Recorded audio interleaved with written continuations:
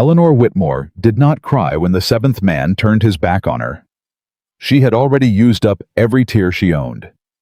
She stood on that wooden platform in Silver Creek, Montana, alone in the dying afternoon light, while the crowd below watched her the way people watch something broken, with a mixture of pity and relief that it wasn't them.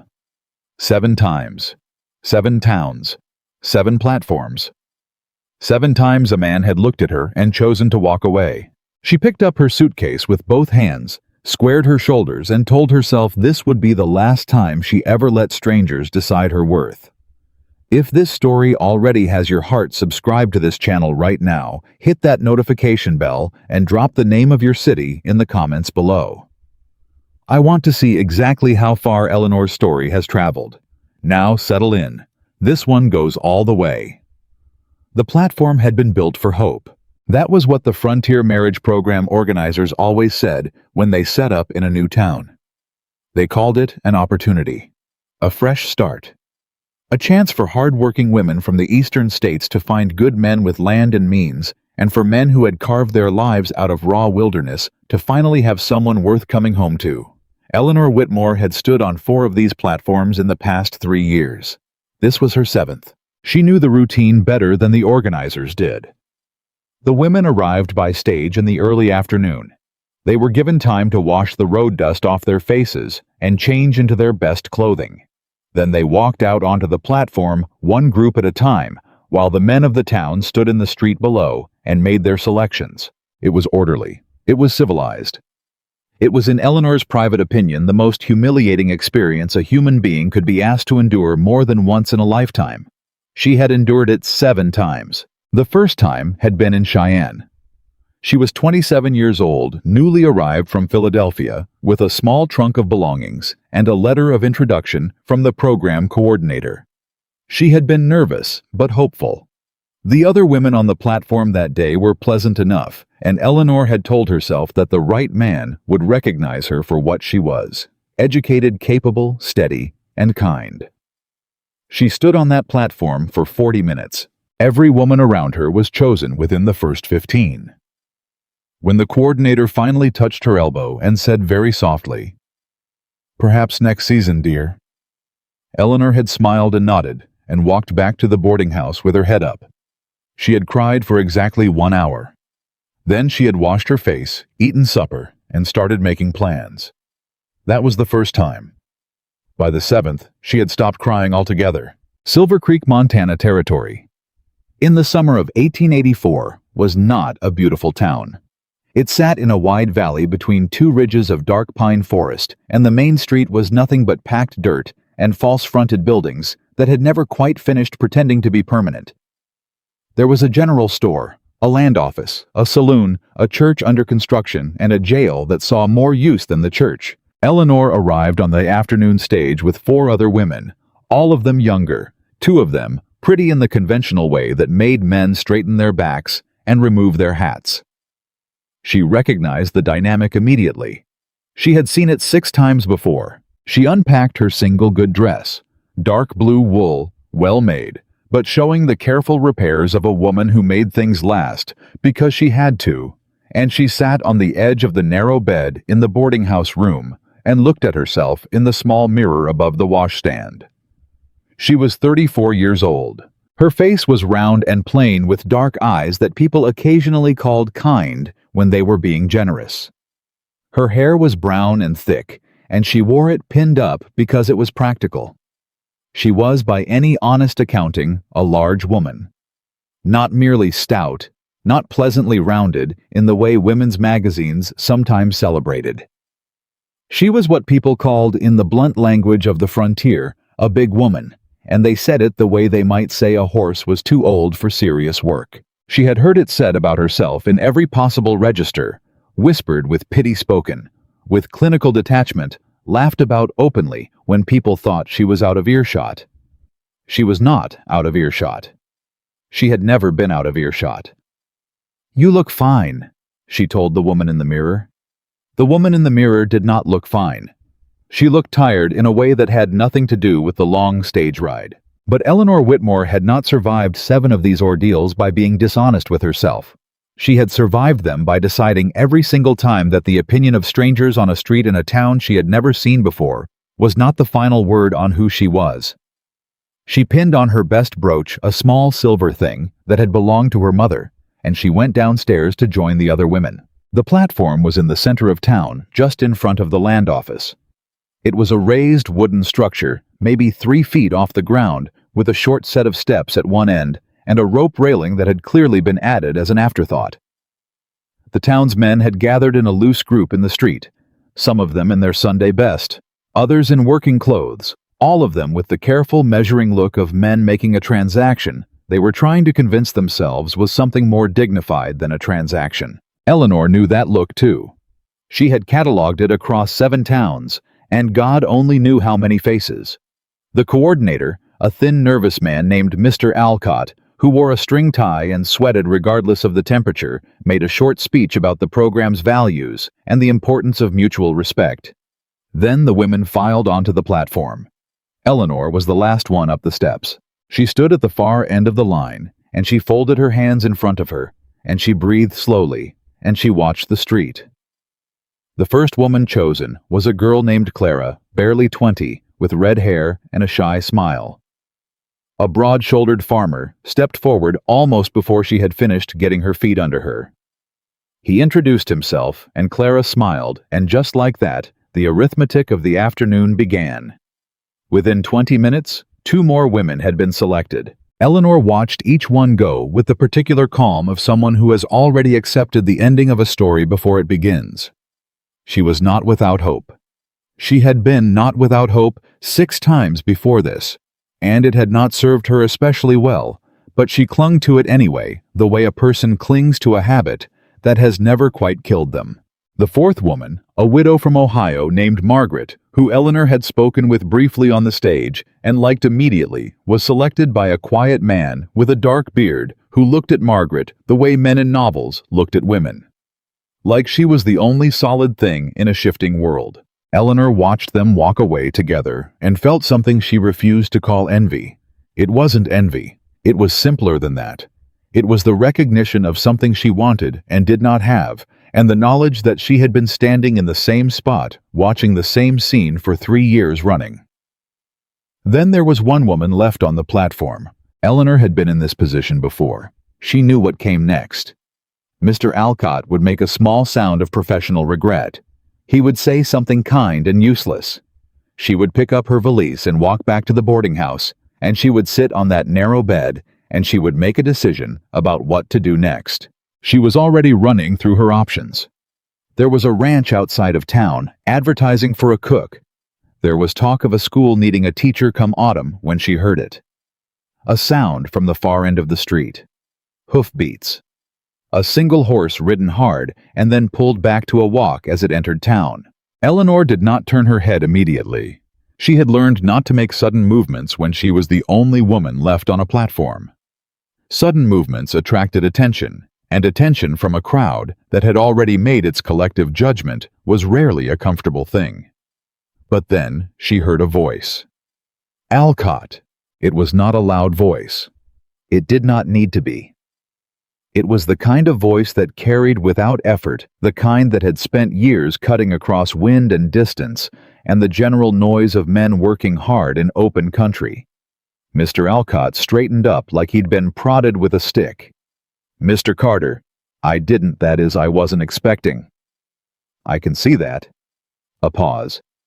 Is this the program? Yes, sir. Although I'm afraid we've just that is most of the ladies have already been. Most. There is one remaining yes, sir, but then the program is still running. Eleanor turned her head then because something in that exchange demanded she witness it directly. The man on the horse was not what she expected, though she wasn't sure what she had been expecting. He was somewhere past 40 broad, through the shoulders, with the particular kind of weathered face that came from years of working outside in Montana sun and Montana cold.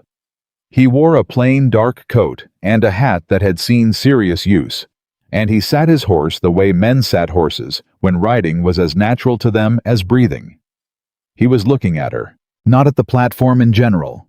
Not at the street or at Mr. Alcott or at the small crowd that had gathered to watch this unexpected addition to the afternoon's events. At her. Eleanor held very still. She had been looked at on platforms before, but always with the particular flavor of assessment that precedes rejection. That brief cataloging glance that measured and found lacking within seconds. This was different.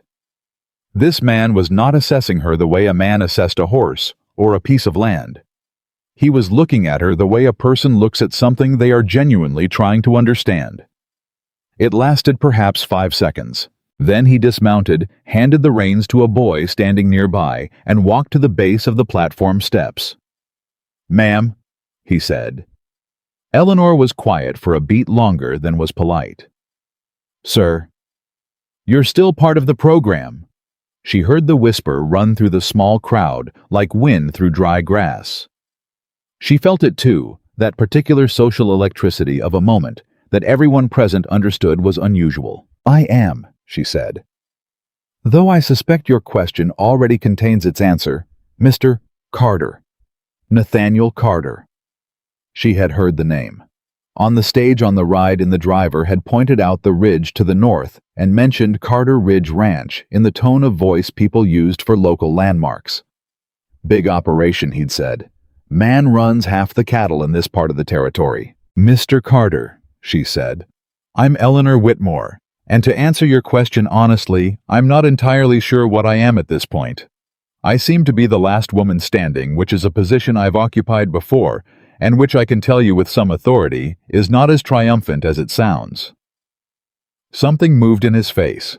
Not quite a smile, something quieter than a smile. "You've done this before," he said. It wasn't a question. "This is my 7th program," she said, because she had decided some years ago that if she was going to be publicly humiliated, she was at least going to be honest about it. "I have been passed over on platforms in Cheyenne, Laramie, Billings, Helena, Fort Benton, and a small town in Wyoming that I have chosen to forget. I tell you this, not for sympathy, Mr. Carter, but because I believe a person deserves accurate information when they're making any kind of significant decision." The crowd had gone very quiet. She was aware of them the way you're aware of weather, not focused on any individual face, but conscious of the whole pressure of their attention. She could feel their collective bewilderment, that particular social confusion of watching something happen that did not fit the expected script. Nathaniel Carter did not look at the crowd. He kept his eyes on Eleanor. "That's a fair position," he said. "You mind if I ask you something?" "You may ask." "Why did you keep coming back after the first few times?" Eleanor considered the question with the seriousness it deserved. "Because I refuse to let other people's lack of imagination define the limits of my life," she said. "And because I have a habit of finishing things I've started, and I had not yet found what I was looking for." He was quiet for a moment. The afternoon light was doing something complicated behind him, the sun dropping toward the western ridge, and Eleanor kept her eyes on his face because looking at the crowd was not an option she was currently willing to exercise. "What were you looking for?" he asked. "A partner," she said. "Not a keeper, not someone to do me a favor. A partner, someone who needed a capable person beside them, and was willing to see one when she was standing right in front of them." Something shifted in his expression then. She couldn't have named it precisely. She had become over 3 years and 7 platforms quite skilled at reading male faces, and what she saw in Nathaniel Carter's face was not pity, which she had expected, and was not the careful social performance of a man trying to be kind while being dismissive, which she had seen more times than she could count. What she saw looked something like recognition. "I need to talk to you," he said. "Not like this, not with—" He tilted his head slightly toward the watching crowd. "An audience. I'd like to request a proper conversation, tomorrow morning. The hotel dining room, if you're willing." Mr. Alcott made a small, strangled sound. "Mr. Carter, the program does have certain protocols." "I'm aware of the protocols, Alcott." He did not look at the coordinator. "Ma'am, is that acceptable to you?" Eleanor looked at him for a long moment. She was not a fool. She had survived 7 rejections by being clear-eyed about the world and its habits, and she understood perfectly well that a powerful man asking to speak privately with a woman he'd just met on a platform was not an uncomplicated proposition. But she also understood that she had exactly no other options in this town, that the cook's position at the ranch outside of town paid poverty wages, and that Nathaniel Carter's expression contained none of the things she had learned to distrust. "Tomorrow morning," she said. 8 o'clock. He touched the brim of his hat, a simple gesture, nothing theatrical about it, and turned and walked back to his horse. The crowd exploded the moment he was out of earshot. She heard it as she walked down the platform steps, the competing voices, the disbelief, the laughter that was not kind. "Carter's lost his mind," someone said. "She must have said something to catch his attention," a woman's voice speculated. "More likely he just rode in at the wrong moment," a man answered. "He'll take one good look at her in proper light and think better of it." Eleanor walked through it with her head up and her hand steady and her valise in her right hand, and she did not run, and she did not cry, and she did not let her face show a single thing that the crowd could feed on. She had had a great deal of practice at this. She went back to the boarding house. She sat on the narrow bed. She looked at the small mirror, and she thought very carefully about Nathaniel Carter's face and the specific quality of his attention, and then she thought about what she would say to him in the morning. She did not let herself hope. Hope in her experience was a substance that required careful rationing. But she allowed herself something slightly different, a kind of watchful curiosity, a willingness to see what the morning brought. That night the boarding house filled up with the sound of other people's celebrations. Through the thin walls, she could hear Clara laughing with her new farmer, and Margaret's quiet, pleased voice, and the general noise of arrangements being made and futures being negotiated. Eleanor sat in the quiet of her own room, and she thought about 7 platforms and 7 rejections, and the way Nathaniel Carter had looked at her like she was something he was genuinely trying to understand. She thought about the word he had not used. Pity. Not once. She thought about that for a long time. The dining room of Silver Creek's only hotel, a narrow 2-story building that called itself the Grand Territorial, with a confidence its facilities did not entirely justify, was nearly empty at 8 in the morning. The breakfast rush, such as it was, had come and gone, and the room held only a rancher in the corner, working through a plate of eggs, and a young man near the door who looked like he was waiting for somebody. Eleanor arrived at 3 minutes before 8 because she believed in being on time, and she also believed in small advantages. Nathaniel Carter arrived at exactly 8, which told her something. He had changed his coat. It was still plain and dark, but cleaner, and he'd had a shave. His hat was in his hands. He saw her at the table and crossed to it without hesitation. "Miss Whitmore." "Mr. Carter." He sat down across from her. The waitress appeared, took their orders, and disappeared again, and then they were alone in the functional sense, no one close enough to hear, though Eleanor was aware of being watched from the kitchen door and from the corner table. She was always being watched. She had made her peace with that. "I'll be straight with you," Nathaniel said. "I prefer it. I'm not a man who goes around making proposals to women on platforms. I want you to understand that. I'm also not a man who has time for the kind of," he paused, choosing his words, "performance that usually accompanies courtship. I've got a ranch that runs 25 men and several thousand head of cattle, and I've been running it alone for 6 years, and I've come to understand that I've been running it wrong." Eleanor waited. "My wife died in 78, he said. "Childbirth, the child too." Something in his face closed briefly like a shutter. "After that, I didn't—" He stopped. Started again. "I've had women out to the ranch on a trial basis. 3 different times the last 3 years. Women who were looking for exactly what the program offers. Nice women. Good women. What happened?" "They left," he said simply. "Carter Ridge is not a comfortable life. It's isolated. It's hard work. There's no society, no neighbors close enough to visit regular, no church within a day's ride. In the winter, it can be brutal. 2 of the 3 women I brought out lasted less than a month. The 3rd lasted through 1 winter and then told me she'd rather die in a city than live another year on that mountain." "I see," Eleanor said. "I'm not telling you this to discourage you," he said. I'm telling you because I watched you stand on that platform and tell a stranger the honest truth about 7 rejections without your voice breaking once, and I thought that is a woman who deals in reality. Eleanor set her coffee cup down carefully. You're not wrong about that. I also heard what you said about what you were looking for. A partner. Yes. Not a keeper. Definitely not a keeper. Something in his face loosened fractionally. I need a partner, he said. I need someone who can manage a household that feeds and runs for 25 men. Someone who can make decisions when I'm out on the range and can't be reached. Someone who can look at a problem and solve it instead of waiting for me to come home and tell them what to do. He paused. I need someone tough enough to stay. Eleanor looked at him steadily. And you think that person is me? I think you might be. I don't know you well enough to be sure. That's why I'm asking for a supervised courtship, a trial period. 6 weeks at the ranch with Mrs. Harding from the church as a chaperone before any formal agreement is made. That way, you see what you'd be agreeing to, and I see whether my instinct about you is correct. She was quiet for a moment. Outside, Silver Creek was waking up. She could hear the street through the window, the normal sounds of a frontier morning. I have a question, she said. Go ahead. Of all the women you might have approached women younger than me, women this town would consider more... She paused over the word, then chose it anyway. Suitable, why me? He didn't look away. Because every one of those women stepped off that platform already half convinced they'd found what they were looking for. You stepped off it like you'd just survived something you'd survived before, and were making a calm decision about what came next. Eleanor absorbed this. That's not exactly romantic, Mr. Carter.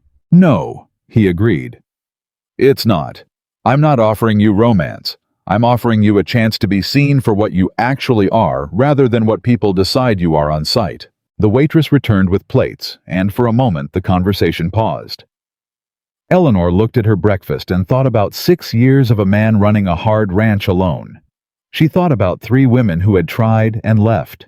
She thought about what she was being offered, which was not what women in stories were offered, and was not what she had once a long time ago imagined she wanted. It was something more complicated than that. Something that asked more of her. She thought about the cook's position at the ranch outside of town. She thought about the teaching job come autumn. She thought about the 8th platform which she had been telling herself would be the last. 6 weeks, she said. 6 weeks. As a practical arrangement assessed honestly at the end. Yes. And you'll tell me directly, no softening, no vague kindness, if at the end of 6 weeks you've determined I'm not what you need. You have my word on it. Eleanor picked up her fork. Then I accept your proposal, Mr. Carter. The trial, that is. The other proposal will have to wait and earn itself. He nodded. And that almost smile crossed his face again, that quiet contained thing that she was beginning to understand was as close as Nathaniel Carter came to showing what he felt. Fair enough, he said. What Eleanor did not anticipate, what 6 years of survival and 7 rejections had not quite prepared her for, was the particular cruelty of Silver Creek between that morning and the day she left for Carter Ridge Ranch. It was not a single event. It was accumulated. It was the woman at the general store who looked at Eleanor's purchases and said loud enough to be heard 2 aisles over that she supposed the Carter Ranch food budget was about to get considerable. It was the men outside the saloon who went quiet when she walked past, and then started talking again quietly, just barely loud enough the moment she was almost out of earshot. It was Mr. Alcott who found her at the boarding house the second morning, and sat across from her with his string tie and his sweating discomfort, and said very carefully that he wanted to make sure she understood that Mr. Carter was perhaps acting on an impulse, and that she might not want to build expectations that could prove disappointing. Are you telling me, Eleanor said, that you believe Nathaniel Carter doesn't know his own mind?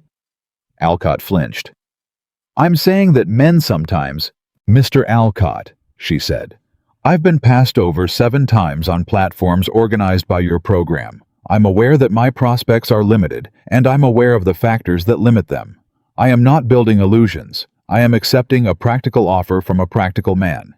If that arrangement fails, I will deal with it the same way I've dealt with the previous 7 disappointments, which is to say privately and without anyone's assistance. Alcott had left looking relieved, in a way that embarrassed him. But it was the morning of her 3rd day in Silver Creek that she encountered something that stayed with her longer. She was coming back from the post office when she heard voices behind the land office. 2 women, their conversation carrying in the dry morning air, with the particular clarity of voices that have no reason to be discreet. "She'll last 2 weeks, one said, "if she's lucky." "Carter must have ridden in at exactly the wrong moment," the other answered. "Poor man. He's been out on that ranch so long he's forgotten what's available to him." "She's clever, I'll give her that. Getting herself set up before he came to his senses. Give it a month. He'll find a reason to send her back. A man like Nathaniel Carter doesn't end up with—" The voice dropped, but not quite enough. "With someone like that." Eleanor stood on the other side of the land office wall, and she breathed very slowly, and she let the words land where they were going to land. She had been prepared for this. She had been preparing for this specific kind of cruelty since she was 19 years old, and first understood that the world had decided certain things about her before she had a chance to show them otherwise. But knowing something is coming does not make it arrive softly. She stood there for one more breath. Then she walked around the corner of the land office directly past the 2 women who went silent with the sudden stillness of people caught, and she looked at them with the particular expression she had developed over years of practice, not cold, not angry, simply clear. As if she had heard nothing that surprised her, and nothing that would change a single decision she had already made. She said good morning, because she was not going to let them make her rude on top of everything else. Then she walked on. That night, in the narrow boarding house room, she let herself feel all of it, the week's accumulated weight of other people's certainty that she was a mistake. She sat with it for a while, the way you sit with a physical pain, not trying to talk yourself out of it, but not letting it run the whole territory of your mind either. Then she thought about what Nathaniel Carter had said. A chance to be seen for what you actually are. She thought about what that would mean. She thought about Carter Ridge Ranch somewhere up in those dark pine hills to the north, with its 25 cowboys and its hard winters, and its 3 women who had left. She thought about what kind of woman stayed. She already knew the answer to that. She had known the answer to it for years. She just hadn't found the place yet that needed it. She packed her valise the next morning with the same careful efficiency she brought to everything. She wore her dark blue dress and her silver brooch. She came downstairs at the agreed hour and found Nathaniel Carter's wagon waiting in front of the boarding house, driven by a quiet older man named Hicks, who nodded at her without comment and helped her with her bags. Mrs. Harding, the church chaperone, a solid woman of 60 with the expression of someone who had seen everything and been surprised by very little of it, was already seated in the wagon bed. She gave Eleanor a look that was more measuring than unfriendly and shifted to make room. Nathaniel was not in the wagon. He rode alongside on horseback as he apparently always did, because men like Nathaniel Carter did not ride in wagons when there was a horse available. As the wagon pulled out of Silver Creek's main street, Eleanor did not look back. She had a habit of not looking back once a decision was made. She had developed it across 7 platforms and 6 years of starting over. And she wore it the way she wore everything she had earned, not with pride exactly, but with the particular quietness of a person who knows what they've paid for what they carry. The road north toward Carter Ridge climbed steadily through the pines, and the air changed as they rose cooler, sharper, carrying the smell of water and rock and something wild underneath. Eleanor sat in the wagon and looked at the country ahead of her, and thought very deliberately about nothing except what she was going to see when they arrived, one thing at a time. That had always been her method. She had 7 rejections behind her, she had 6 weeks in front of her, and somewhere up in the hills, a man who had looked at her like she was something he was genuinely trying to understand was riding just ahead of the wagon. One hand loose on the reins, occasionally pointing out landmarks to no one in particular, in the spare, economical way of a man more accustomed to being on his own than to having company. Eleanor watched him for a while. Then she looked back at the country ahead. One thing at a time. Carter Ridge Ranch appeared after 2 hours of climbing, and Eleanor felt it before she saw it, the shift in the air, the particular quality of silence that meant open space after the enclosed press of pines. And then the wagon crested a rise, and the whole operation spread out below them. She did not let herself react. She had made a decision 3 platforms ago that she would not perform emotions for audiences. Whatever she felt about Carter Ridge Ranch, she would feel it privately, and assess it honestly, and that assessment would inform her behavior. Not the other way around. What she felt privately was something she could only call respect. It was vast. Not beautiful in any decorative sense. Nothing about Carter Ridge Ranch had been built with aesthetics in mind. Every structure existed because something required it. The main house was 2 stories built from timber and stone, functional and solid in the way of things made to last through serious winters. The barn was larger than the house. The bunkhouse beyond it could have held 30 men comfortably. Corrals spread out from the barn in 3 directions, and in them Eleanor could see horses, dozens of them, moving with the particular restlessness of animals that were worked hard and well fed and knew the difference. Nathaniel pulled his horse to a stop beside the wagon and looked over at her. She looked back at him. "Well?" he said. "Well?" She agreed. "Questions?" "Hundreds, but I'll save them until I've seen it properly." Something shifted in his expression, that same almost smile she'd cataloged in the hotel dining room. "Fair enough." Hicks brought the wagon down the slope and into the yard, and that was when the second thing happened. The thing Eleanor had been expecting and had prepared for, and which was still as always slightly worse than preparation could fully account for. The men came out to look. Not all of them, and not obviously they didn't assemble in a line or anything so theatrical as that. They drifted. From the barn, from the corrals, from somewhere behind the bunkhouse. By the time the wagon stopped in the yard, there were perhaps 8 of them in various states of appearing to have business nearby, and every one of them was looking at Eleanor with the particular expression of men who had been told something was coming, and were now verifying the information against their own assessment. Eleanor climbed down from the wagon without waiting for assistance. She stood in the yard, and she looked at the men looking at her, and she let it run its course 5 seconds, 6, 7, and then she said in a clear, carrying voice, "Good afternoon. I'm Eleanor Whitmore. I'll be here for 6 weeks on a trial basis. I'd appreciate knowing who's responsible for the kitchen." Silence. Then from the back of the gathered group, a voice said, "That'd be nobody, ma'am. Last woman left in March, and we've been managing between ourselves since." "Then that's the first thing we'll sort out," Eleanor said. "Is there someone who can show me where things are kept?" There was a pause, and then a small, wiry man with a gray beard detached himself from the group and said, "I can do that. Name's Pete. I've been running the cook stove since March." "Thank you, Pete. Lead the way." She picked up her valise and followed him toward the house without looking back at anyone else, which was a calculated choice, not dismissive, not nervous, simply purposeful, the body language of a woman who had decided what she was doing and had started doing it. Behind her, she heard Nathaniel's voice, low and even. "You all have work. Get back to it."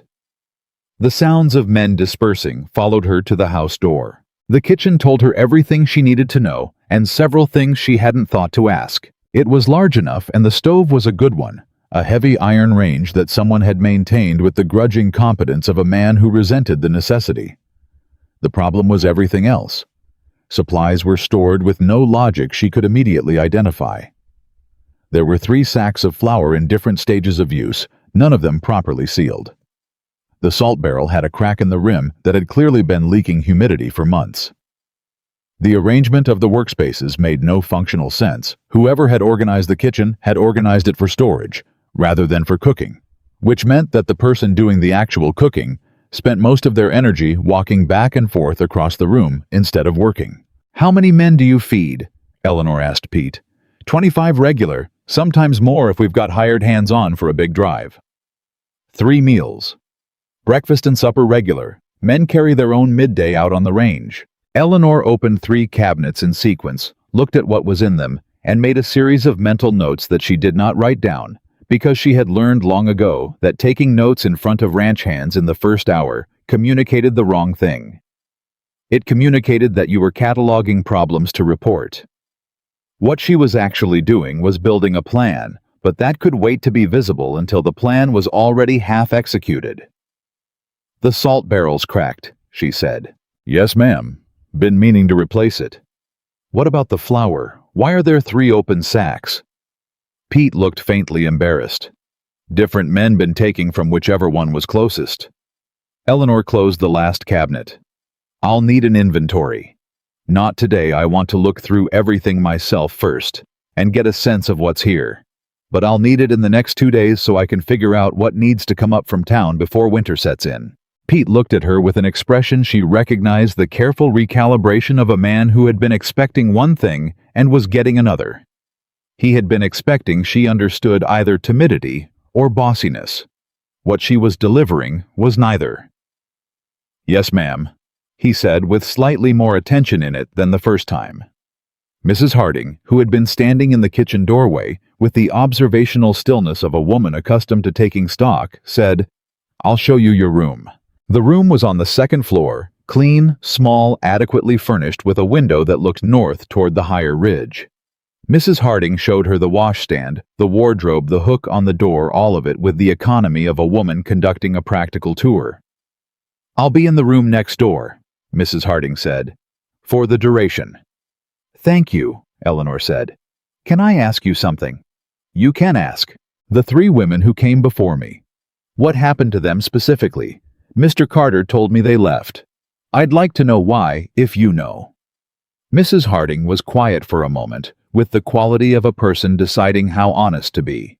"The first one couldn't abide the isolation," she said finally.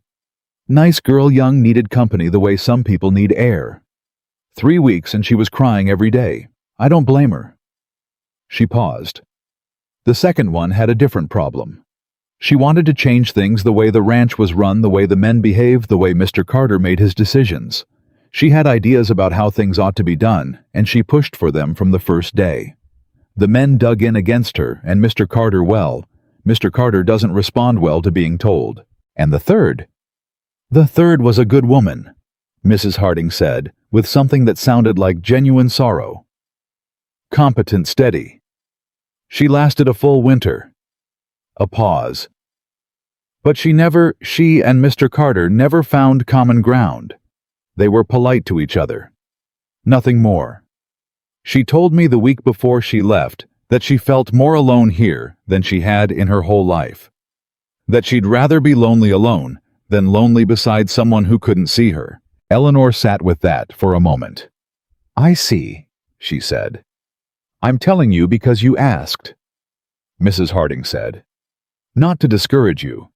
You're not those women, I could see that in the yard.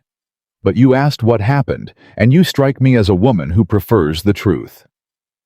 "I do?" Eleanor said. "Thank you." Mrs. Harding nodded and left her to unpack. Eleanor unpacked methodically the way she did everything, and while she unpacked, she thought about 3 women and what had undone each of them. Isolation, the impulse to reform, loneliness beside someone incapable of seeing her. She thought about which of those she was most at risk for. Not the first. She had made her peace with solitude years ago. Not the second. She had no interest in reforming Nathaniel Carter. She had seen nothing in him that needed reforming, and more importantly, she understood that a man who ran thousands of acres of Montana wilderness at 40-something years old had earned the right to run things his own way. The third was the one that gave her pause. She thought about Nathaniel Carter's face in the hotel dining room. She thought about what she'd seen there. Then she finished unpacking and went back downstairs to learn the kitchen. The first week at Carter Ridge Ranch was an education in the specific flavor of being tested by people who had decided in advance that you would fail. It was not overt. That was the thing about men like the ones who worked Carter Ridge. They were not crude about it mostly. They were watchful. They had a collective patience built from years of working in conditions that punished impatience, and they applied that patience to Eleanor with the focused attention of men waiting for a prediction to prove out. The one exception was Clay Dawson. Clay Dawson was the foremost cowhand on the ranch. He had worked Carter Ridge for 9 years, which was longer than any other man currently there, and he wore that history with the particular weight of a man who understood his own indispensability. He was perhaps 35, lean and dark, quick in the way of men trained to be quick, and from the first morning he had positioned himself as the natural voice of collective doubt. He didn't say anything offensive. That was the craft of it. He simply said things that other men didn't immediately contradict. Things like, "You'll want to know that we prefer our biscuits a certain way around here." This delivered with perfect courtesy on the first morning while Eleanor was organizing the kitchen at 5 a.m., and the hands were filing in for breakfast. "I'd be interested to know how," Eleanor said pleasantly. "Way Alma used to make them." A pause. "She was the second woman who came out. Good cook." "She left in under a month, as I understand it," Eleanor said. "I'll take her biscuit recipe as a compliment and her departure as useful information." She heard the sound of at least two men suppressing something behind her. Clay Dawson was quiet for a moment. Then he said, "Yes, ma'am," and took his plate. She filed that exchange in the category of battles that are won by refusal to engage on the opponent's terms, and she moved on. The thing about the first week was that Eleanor did not try to make anyone like her. This was she had come to understand the mistake most people made when they were new somewhere and desperate to prove their worth. They performed warmth. They worked too hard at being pleasant.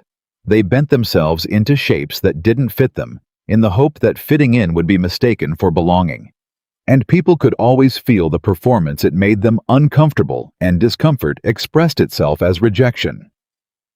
Eleanor did not perform. She showed up at 4:45 every morning and she made breakfast for 25 men, and she made it well because she was genuinely a good cook and had been since she was 12 years old and feeding 6 siblings in a farmhouse in Pennsylvania. She learned the supply situation with methodical thoroughness.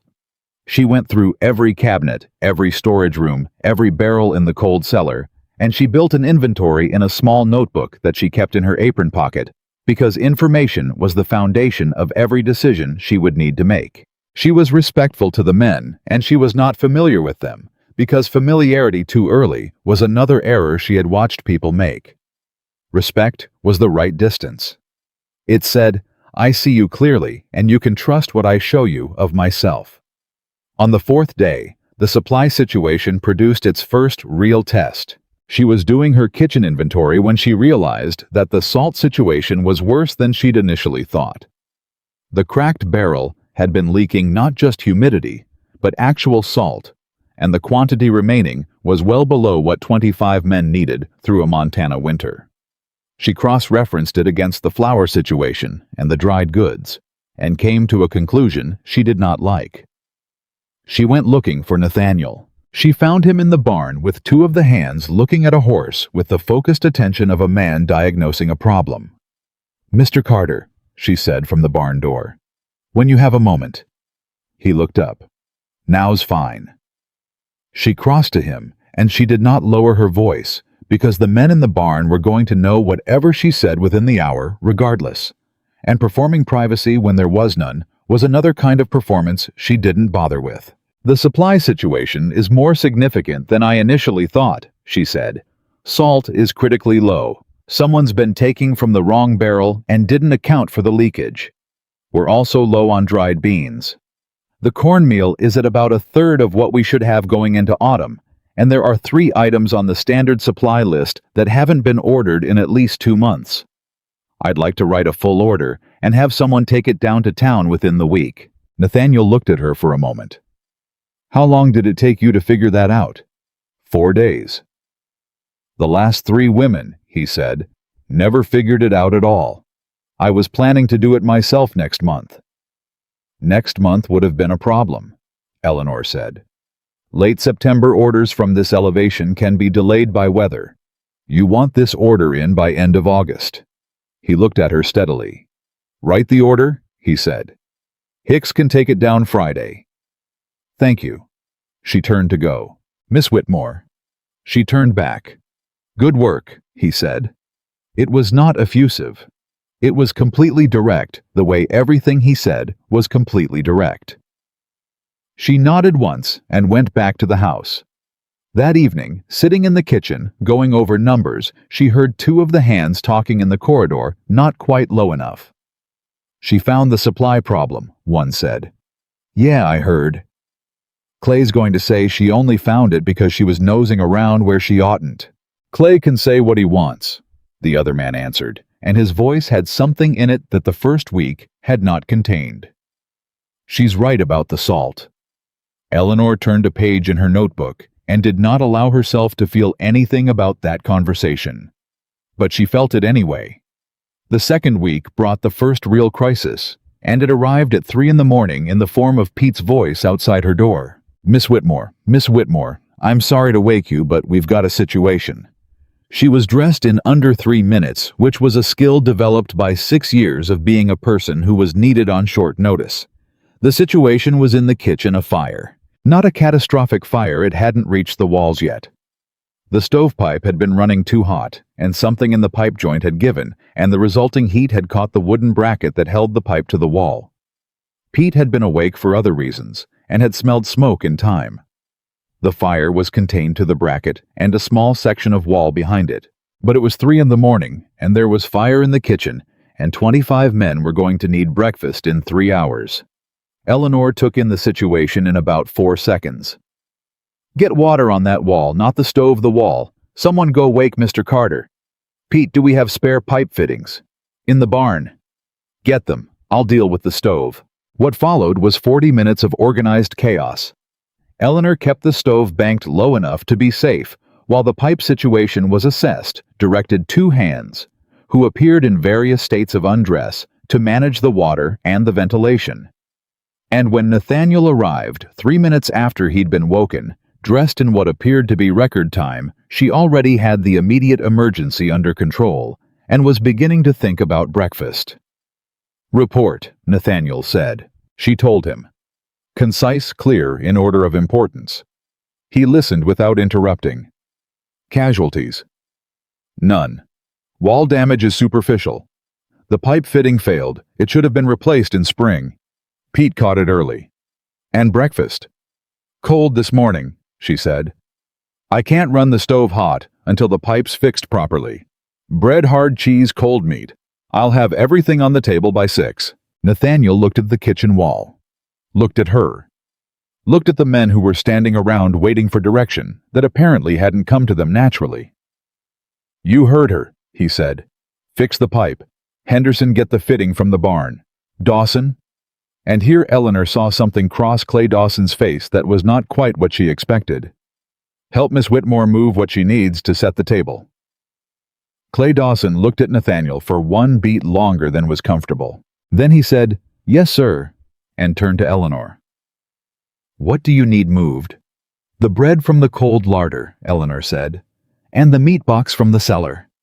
He moved without another word. At 6 o'clock exactly 25 men sat down to a cold breakfast that was better organized and more plentiful than any meal they'd had since March, because Eleanor had spent her cold hours productively, and because she understood that how you handled a crisis communicated more than 6 weeks of ordinary competence ever could. Nobody complained about the cold food. Clay Dawson, at the far end of the table, said nothing at all, which Eleanor was beginning to understand was its own form of communication from him. Nathaniel caught her eye across the room. She nodded and went back to the kitchen. That was the morning the ranch started changing its mind about Eleanor Whitmore. Not all at once. Not dramatically. But she could feel it in the way men said thank you, with slightly more weight behind it in the way Pete started consulting her before making kitchen decisions, rather than after in the way the morning and evening meals became occasions, rather than obligations. It was the end of the second week when Clay Dawson finally said what he'd been building toward since she arrived. She was alone in the kitchen at the end of a long day working through the supply order adjustments that the pipe repair had necessitated when she heard his boots on the kitchen floor. She did not look up. "Miss Whitmore," he said. "Mr. Dawson." He was quiet for a moment that had a particular quality to it, not hostile but deliberate. "You handled the fire well," he said. Eleanor looked up then. His expression was something she hadn't seen from him before. Complicated. as if he'd been holding a position for long enough that letting it go required visible effort. "Thank you," she said. "I want you to know." He stopped, started again. "I've seen 3 women come through this ranch. I've watched Mr. Carter try to make something work that couldn't work because the women who came weren't built for this. They were fine people, good people, but they weren't built for this specific life." He looked at her steadily. "I've been hard on you." "You've been testing me," Eleanor said. "It's not the same thing." Something shifted in his face. "The men are saying you're different." "The men don't know me yet," Eleanor said. "Neither do you, but I'll still be here when they do." Dawson was quiet for a moment. Then he said, "Yes, ma'am," with a different weight than he'd said it before, not the clipped performative courtesy of the first days, but something that sounded like an actual concession. He left. Eleanor sat with that exchange for a while. Then she went back to her supply numbers. It was in the 3rd week that Nathaniel began talking to her. Not about the ranch, he had been doing that since the first day, the practical conversations about supplies and schedules and the needs of the operation. She meant something different. She meant the kind of talking that happened after supper, when the hands were in the bunkhouse, and Mrs. Harding had retired, and the house held only the 2 of them, and the particular silence of a Montana evening coming down around the walls. It started practically enough. He asked her one evening where she'd learned to run a household at that scale, and she told him 6 siblings, a farmhouse in Pennsylvania, a mother who'd died when Eleanor was 16, and left her responsible for the management of a home that didn't have much room for error. He was quiet for a moment after that. Then he said, "How old were you when you started the program?" 27, she said. "The first time." 7 years? He said. "Yes. That's..." He stopped. "A long time to keep trying," she said. "Yes. People told me so. Frequently." "I was going to say stubborn," he said, "in the best sense of the word." Eleanor looked at him. He was looking at the table between them, not at her, with the particular expression of a man who was more comfortable with practical things than with whatever this was. "My wife was stubborn," he said. "It came out quietly in the way of things that don't come out often. It was one of the first things I noticed about her. She had a way of deciding something was going to happen and just continuing until it did." Eleanor waited. "She would have liked this ranch," he said. "She never got to see it. We were still building when..." He stopped. "You don't have to," Eleanor began. "I know." He looked up then. His eyes were direct and a little raw in the way of men not accustomed to this specific kind of exposure. "I never talk about her. I thought I'd mention it because you said you prefer direct information." "I do," Eleanor said quietly. "She died 2 hours after the baby came," he said. "The baby was a boy. He didn't make it to morning." He said it in the flat, careful way of a person who has rehearsed the words until they run without pain, which is not the same as the words actually running without pain. "I built this ranch after that. I didn't have anything else to do with myself." Eleanor looked at him for a long moment. "I'm sorry," she said. Not the performed version of it. The real version, short, direct, without embellishment, because she understood that embellishment cheapened it. He nodded. They sat in silence for a while, and the silence was not uncomfortable. That was the 3rd thing she filed away about Nathaniel Carter, after the directness and the almost smile, that he was a man who could tolerate silence. Who didn't need to fill it with noise or performance. Who understood that sometimes the right thing to say was nothing, and the right way to be beside another person was simply to be there. Eleanor had not been beside many people who understood that. She found that she did not want to move. She stayed until Mrs. Harding's footsteps above them indicated the older woman was turning in for the night. And then Eleanor said good night and went upstairs and lay in the narrow bed and looked at the ceiling and thought about grief and stubbornness and the particular quality of a silence shared with someone who wasn't performing anything. The 4th week was when Clay Dawson created his problem. It was not Eleanor's crisis directly. It was Nathaniel's. But it became hers, in the way that things in a shared household have a way of becoming everyone's, regardless of the initial address. One of the younger hands, a 19-year-old named Will Ferris, barely 2 months on the ranch, had made a serious error during the cattle management on the northern pasture. Not a malicious error. A young man's error, the kind that comes from moving too fast and not checking twice. Several head of cattle had gotten through a fence section that had been improperly resecured. The cattle were recovered. No permanent damage. But the time cost was significant, and Clay Dawson, who had been on that section, and whose job it had been to check Ferris's work, dealt with it by publicly and thoroughly dismantling the young man in front of 8 other hands. Eleanor heard it from the kitchen window. She did not go outside. But an hour later, Will Ferris came to the kitchen door, looking like a person who had been turned inside out and then put back badly. He didn't say anything. He stood in the door with the expression of someone who had nowhere else to go and had ended up here by the simple process of walking until he ran out of forward. Eleanor looked at him for a moment. "Sit down," she said. "Have you eaten?" He shook his head. She put food in front of him, and she sat across from him, and she did not say anything immediately, because she understood that sometimes people needed the food first. When he'd eaten half of it, he said, "I made a stupid mistake." "You did," she said, "and you've been told about it in a way that was designed to make sure you remember it forever." He looked up. "Here's the thing about mistakes," Eleanor said. "You can make the same one twice and be a fool, or you can make it once and learn it all the way through and carry that knowledge for the rest of your working life. The mistake itself doesn't define you. What you do with it does." He was quiet. "Mr. Dawson was hard on you," she said. "Yes, ma'am." "Was he wrong about the facts of the situation?" A long pause. "No, ma'am." "Then learn it," she said. "Don't collapse under it. Learn it." Will Ferris looked at her with the expression of someone who had been handed something unexpected. He finished his food.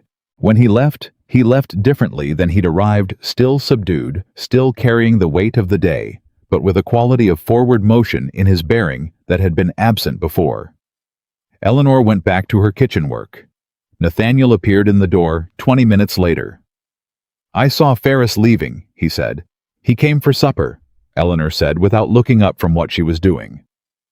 Nathaniel was quiet for a moment. "That was good of you," he said. "He needed someone to tell him a mistake wasn't his whole identity," Eleanor said. "It took about 10 minutes. Another pause.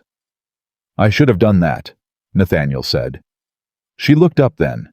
He was standing in the doorway with his hat in his hands, and the particular expression of a man acknowledging something that cost him something. "You've got 24 other men and a ranch to run," she said. "You can't be everywhere." "No," he said. "But I used to be better at knowing when one of my men needed." He stopped. 6 years is a long time to be running something alone. Eleanor looked at him. There was something in his face that she had not seen there before. Something unguarded in a way that she was beginning to understand was rare for him.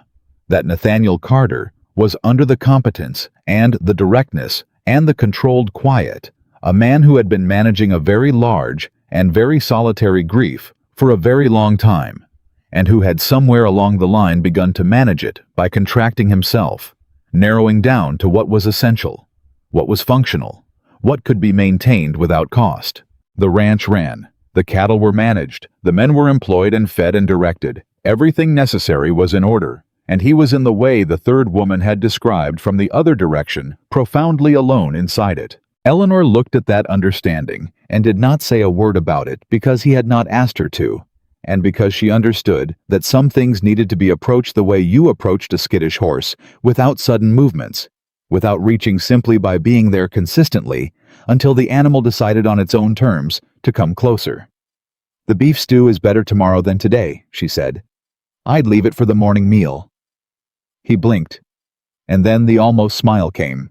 "Noted," he said. He put his hat back on and went out.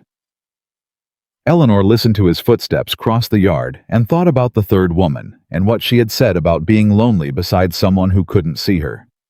Eleanor thought Nathaniel Carter could see her. She thought the problem was that he hadn't yet decided whether seeing her was something he was going to let himself do. She thought about that for the rest of the evening. Outside, the Montana summer was doing what it did in late August, cooling towards something that carried the first warning of what was coming. A sharpness in the dark that said winter was not a theory, but a scheduled event, and that everything left undone before it arrived would remain undone until spring. Eleanor added 2 items to her supply order. Then she banked the stove for the night and went to bed. She was still here. That, for now, was the thing that mattered most. The 5th week began with a letter. It arrived on the Friday supply wagon from Silver Creek, tucked between a hardware invoice and a seed catalog, and Hicks handed it to Nathaniel without ceremony, the way he handed over everything quietly, without opinion. Nathaniel looked at the return address, and something in his face closed in the particular way Eleanor had come to recognize as the expression he wore when something required management. He did not mention the letter at supper. He did not mention it that evening either, when they sat in the habitual quiet that had developed between them over the past weeks. That hour after the hands retired, when the house settled, and the 2 of them occupied the same room with the natural ease of people who had stopped performing comfort and were simply comfortable. Eleanor did not ask about it. She had learned the architecture of Nathaniel Carter's silences by then. Which ones were the ordinary kind? The product of a man who had lived alone long enough that quiet was his native state, and which ones had weight in them, a specific gravity that meant something was being turned over and over in his mind, like a stone being examined from every side. This silence had weight. She found out why the next morning. She was at the stove at 5:15 when Nathaniel came downstairs earlier than usual, already in his coat, and said, "I need to tell you something." Eleanor turned from the stove. "All right." He sat down at the kitchen table, which he did not usually do at this hour, and she understood that whatever was coming required the table between them, the particular formality of sitting across from another person when the news was serious. "The letter yesterday was from a man named Gerald Holt," he said. "He's a land broker out of Helena. He's been trying to buy a section of Carter Ridge for the past 2 years, the eastern grazing section up against the ridge. I've refused twice. Yesterday's letter was a 3rd offer, and it wasn't—" He stopped. "It wasn't a friendly letter." Eleanor waited. "Holt has been buying up land in this valley for 3 years, Nathaniel said. Mostly smaller operations. Some of them sold because they wanted to. Some of them sold because Holt made it easier to sell than to stay." His jaw tightened fractionally. "2 ranchers I know, men who ran solid operations, no debt, good cattle, ended up signing over their land inside of a year. I've never gotten a straight story from either of them about how it happened. What does yesterday's letter say specifically?" He looked at her steadily. "It says he's filed a competing claim on the eastern section based on a survey dispute from 1871. He says he has documentation showing the original Carter Ridge boundary survey was in error, and that approximately 800 acres of what I've been running as my land is legally contestable." The kitchen was quiet. Eleanor set down the spoon she'd been holding.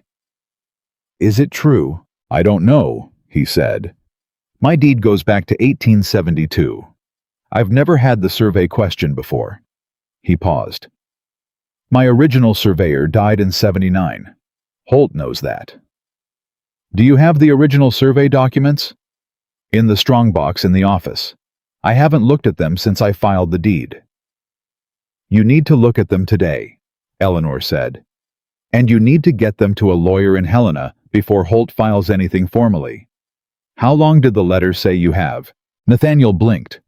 It was the almost imperceptible pause of a man recalibrating. 60 days before he pursues the claim formally." "Then you have 59 days to make sure he can't," Eleanor said. "Who's your lawyer in Helena?" "I've used a man named Prescott. He handles the ranch contracts." "Send him a wire today. Get Hicks on the road to town within the hour." Nathaniel looked at her for a moment. "You're not asking me whether I think it's serious," he said. "I think you already know it's serious," Eleanor said. "I think you came down here this early because you needed to tell someone and think out loud, and I think the thinking out loud is done. The next step is practical." She held his gaze. "Do you disagree?" He was quiet for a single beat. "No," he said. "I don't." "Then let's get Hicks on the road." He stood, and something in the motion had a different quality than his usual movement, less contained, like a man who had been carrying something alone, and had just for the first time in a very long while put a portion of it down. He went to send Hicks. Eleanor went back to the stove and thought about Gerald Holt and land surveys, and the particular kind of man who waited until someone's original surveyor was dead before filing a competing claim. She thought about it carefully, because she had a feeling, the specific low-frequency warning feeling, that she had developed over a lifetime of being underestimated by people who assumed she wasn't paying attention, that this situation was not going to resolve quietly. She was right. The wire came back from Prescott and Helena 3 days later. Eleanor was not present when Nathaniel read it, but she read the shift in his bearing when he came into the kitchen that evening, and she said, "What did he say?" Nathaniel put the wire on the table. She read it. Prescott's assessment was measured and professional and deeply unsettling. Holt's claim was not frivolous. There was a legitimate survey dispute in the county records from 1871, a notation made by a different surveyor 1 year before Nathaniel's deed was filed, indicating a discrepancy in the eastern boundary line. Prescott could not say with certainty whether the notation had legal force, but he could say that it would require a formal counter-survey and likely a hearing before the Territorial Land Commissioner to resolve. Cost significant. Timeline 4 to 6 months minimum. Outcome uncertain. Eleanor set the wire down. "He's done this before," she said. "With the other ranchers you mentioned. This is his method." "Yes," Nathaniel said. "He finds or manufactures a technical dispute files before you're ready, makes the legal cost of fighting him high enough that settling feels preferable." "Yes, and he's betting that you'll sell the eastern section rather than spend 6 months and considerable money on a legal fight with an uncertain outcome." Nathaniel was quiet. "He's wrong," Eleanor said. He looked at her. "He's wrong if you have someone who can actually look at those original survey documents and understand what they say," she said.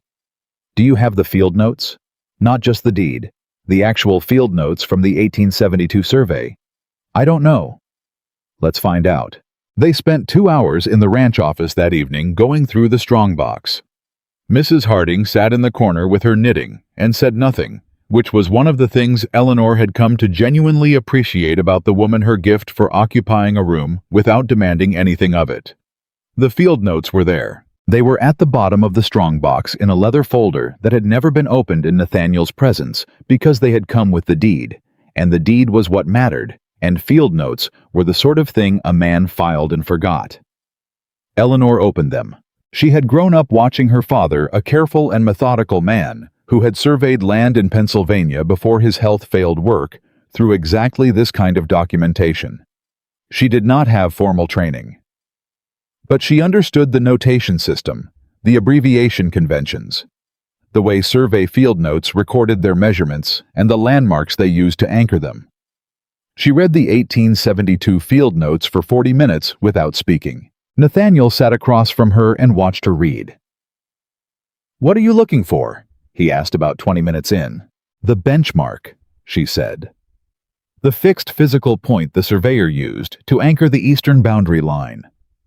If it's a natural landmark, a rock formation, a tree, a creek bend, and that landmark is still there and can be physically identified, you can rerun the 1872 survey accurately from the ground up. That gives you independent physical evidence that your boundary line is where it's always been." Nathaniel was very still. "Do you know what you're reading?" he asked. "My father surveyed land," she said without looking up. "I read a great many of his notes before I was old enough for it to seem unusual." She turned a page. "Here, the eastern boundary anchor point is described as..."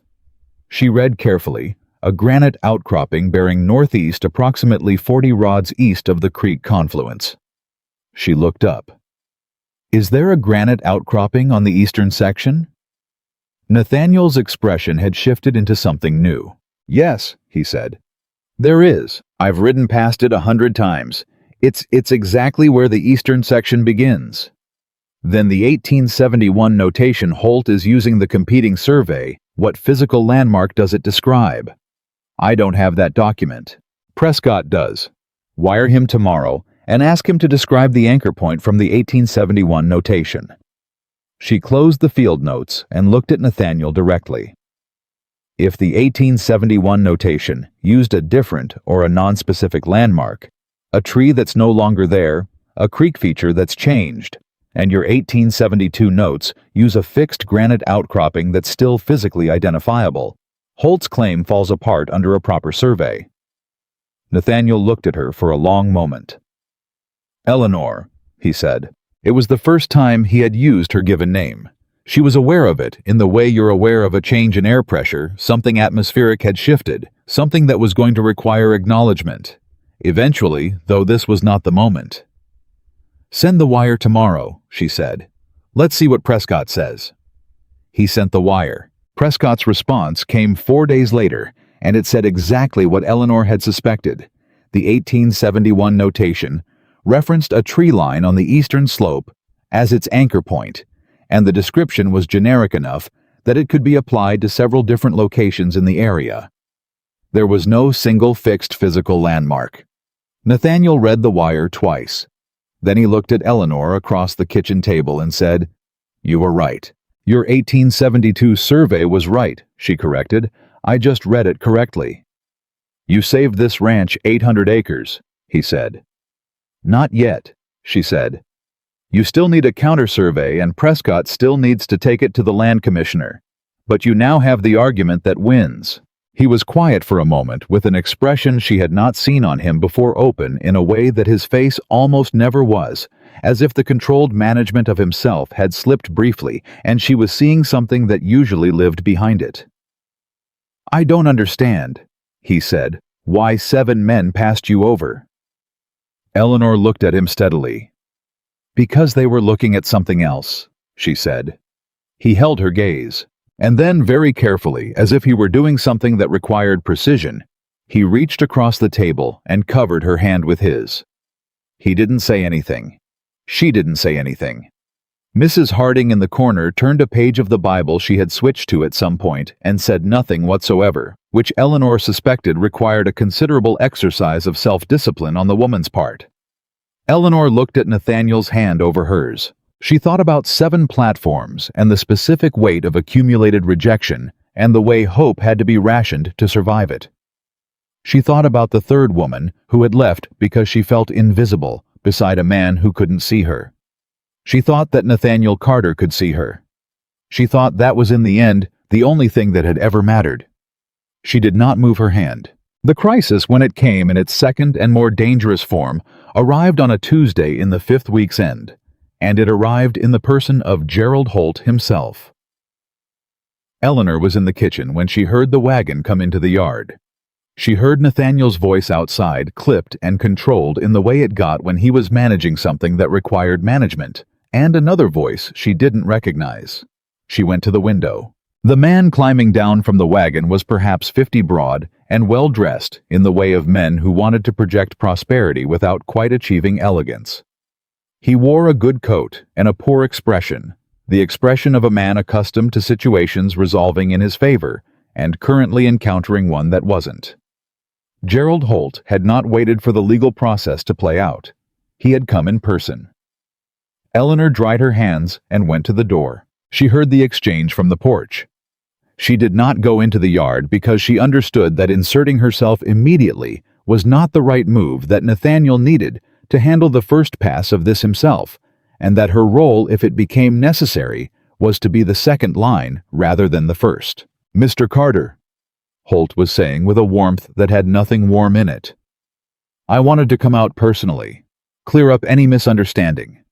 I've got a great deal of respect for what you've built here, and I'd hate for a legal matter to damage it." "There's no misunderstanding to clear up," Nathaniel said. "I've consulted my lawyer. The counter-survey is being scheduled." Something shifted in Holt's expression. "Now that seems like an expensive path when you've manufactured a claim designed to make the legal cost feel worse than the settlement." "Yes, I'm aware of the calculation." Nathaniel's voice was even, not raised, just clear. "I've also spoken with Ed Morrison and Frank Callahan about how their sales came together." Silence. Eleanor watched Holt's face from the porch. She saw the moment he recalculated. She saw the moment he understood that this particular approach was not going to work the way it had worked before, and she saw what came after that, the microscopic shift of a man moving to his secondary strategy. He looked past Nathaniel. He looked at Eleanor on the porch, and something crossed his face that she had seen before on other faces in other contexts. The specific recognition that there was a point of pressure available that hadn't been tried yet. "I didn't know you'd remarried Carter," Holt said pleasantly. "I haven't," Nathaniel said. "Ah." Holt looked at Eleanor with an expression that was polite on the surface and nothing like polite underneath it. "Then you must be the—" He paused. "Housekeeper." Eleanor came down the porch steps. She did it slowly without hurry, the way she did everything that required her to move through someone else's deliberate unpleasantness. She crossed the yard and she stood beside Nathaniel, and she looked at Gerald Holt with the expression she had developed across 7 platforms and several hundred smaller cruelties, not cold, not angry, simply clear. Like a woman who had heard worse and had decided long ago that the opinion of men like this one was not a currency she traded in. "My name is Eleanor Whitmore," she said. "I'm Mr. Carter's." She paused for exactly 1 beat, "partner in managing this ranch. And I've spent considerable time this past week reviewing the 1872 survey field notes in detail." Holt's expression flickered. The eastern boundary anchor point is a granite outcropping that has been in the same location since before this territory was mapped. Eleanor continued. "The 1871 notation you're using as the basis of your claim references a tree line with no fixed physical description. A proper survey will establish that discrepancy clearly and on the record." She looked at him without blinking. "I believe you already know this, Mr. Holt, because I believe you're a careful man who researches his claims before he makes them. Which means you know that this particular claim doesn't hold." Holt looked at her for a long moment. "You're very confident for a—" He stopped himself, but not quickly enough. "For a woman," Eleanor said pleasantly. "Yes, I find confidence tends to follow competence. Have you found it otherwise?" The yard was very quiet.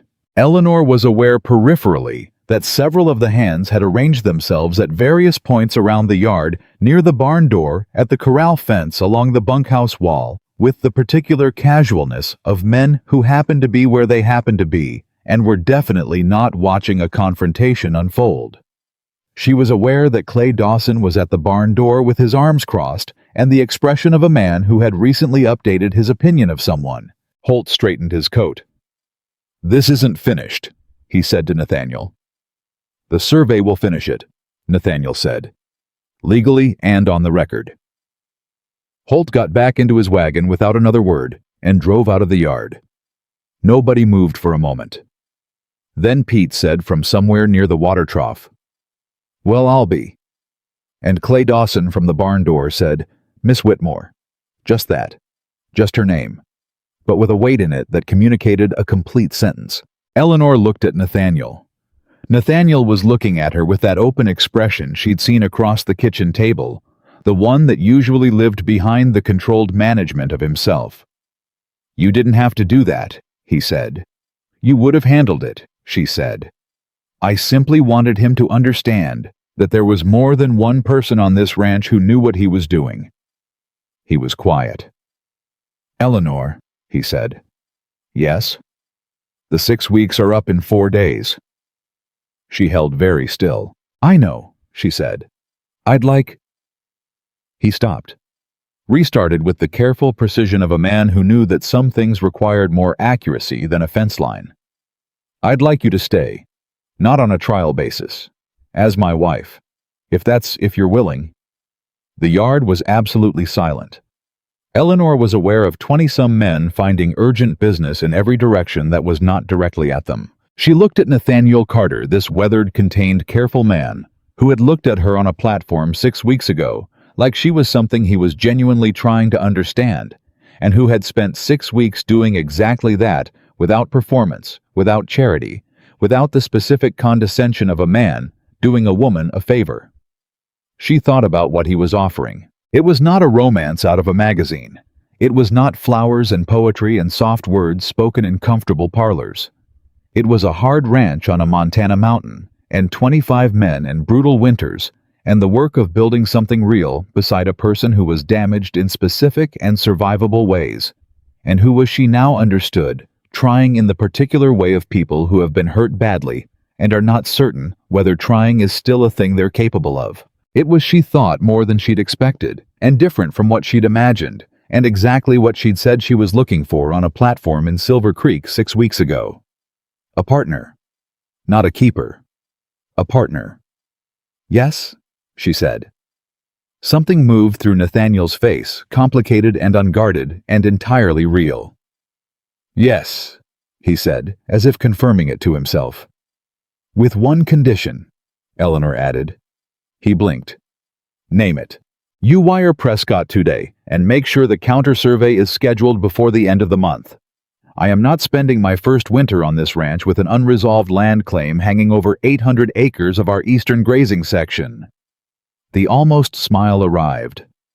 And then, for the first time in the 6 weeks Eleanor had been watching for it, it went all the way. It became an actual smile, brief, genuine, entirely without performance.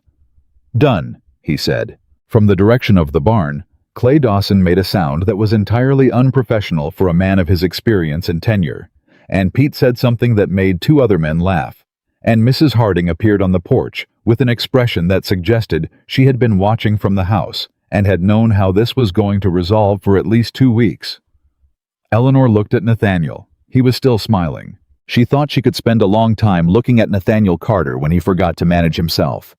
She thought she would probably have the opportunity. But the land claim was not finished, not even close to finished, and in the days that followed, Eleanor discovered that Gerald Holt was not a man who recalculated gracefully. The counter-survey was scheduled. Prescott sent confirmation. The physical evidence was solid, and every professional assessment indicated that Carter Ridge's 1872 boundary would hold under scrutiny. Holt knew this, which was why he didn't wait for the survey. What he did instead came to Eleanor's attention on a Thursday morning 3 days after his visit to the ranch in the form of a conversation she was not supposed to hear. She was in the cold larder off the kitchen, taking stock of the winter supplies that had come up on Friday's wagon when she heard boots on the kitchen floor, and 2 voices. One was Clay Dawson. The other she didn't recognize immediately, a younger voice, quick and careful in the way of a man who was accustomed to delivering news that people didn't want. Holt's been in town, the younger voice said. 2 days. He's been talking to people. Talking how? Clay said. Talking the kind of talk that gets into a community and sits there. A pause. He's been saying things about the woman. Eleanor's hands went still on the shelf in front of her. What kind of things? Clay said, and his voice had a particular quality to it, quiet in the way that was more dangerous than loud. That she's a schemer. That she came out here with a plan to get her hands on Carter Ridge. That she found out about the land claim from someone in Silver Creek and positioned herself on that platform on purpose. Another pause. He's been telling people she was seen going through Nathaniel's papers. Silence. Eleanor set down the jar she was holding very carefully. And people are listening, Clay asked. Some of them. Enough. The younger voice dropped. There's a meeting Friday night at Morrison's place. Some of the Valley families. Holt's going to be there. Eleanor came out of the cold larder. Both men turned. Clay Dawson looked at her with the expression of a man who understood that she had heard every word and was making a rapid assessment of how much damage had been done. How long has he been working this? She asked. Since he came out here, most likely, Clay said. He knew he wasn't going to win the legal fight, so he's running a different play. He's trying to isolate the ranch socially, Eleanor said. If the Valley families turn against Carter Ridge, if Nathaniel becomes the man who brought an opportunistic outsider in and let her rifle through his business, the legal fight gets harder. Witnesses become unreliable. Goodwill dries up. She looked at Clay steadily. He's not coming after the land directly. He's coming after Nathaniel's standing. Clay was quiet. Through you, he said. Yes. Another silence. What do you want to do? Clay asked. Eleanor thought for exactly 3 seconds. I want to be at that meeting Friday night, she said. Clay looked at her. I'm aware it's not comfortable, she said. I'm going to need Nathaniel to take me. Clay exhaled slowly. He's not going to like it. No, Eleanor agreed. He's going to like what happens if we don't go considerably less. She looked at Clay. Will you come? He looked back at her for a long moment. This woman he had spent the first week testing, and the second week reconsidering, and every week since then revising upward. Yes, ma'am, he said. This time when he said it, it sounded like something he meant in every possible direction. Nathaniel, when she told him, did not like it. He stood in the ranch office with the wire from Prescott in one hand and the news of Holt's campaign in the community in the place where the rest of his attention was, and he said no. Nathaniel, I'm not taking you into a room where Holt has spent a week poisoning the well against you. You don't deserve to sit there and— What I don't deserve, Eleanor said clearly, is to have my reputation disassembled in a room I'm not in, while the people hearing it have no counterpoint. She looked at him. If we don't go, the story Holt is telling becomes the only story, and it will follow this ranch and follow me and follow you for years. I can talk to Morrison myself, and what will you say? That the woman who's been living on your ranch for 6 weeks is trustworthy. On what evidence your word? She held his gaze. They need to see me, they need to hear me, and they need to see that I'm not afraid of what Holt is saying, because people who are actually guilty of something do not walk into the room where they're being accused. Nathaniel looked at her for a long time. He's going to say things, he said.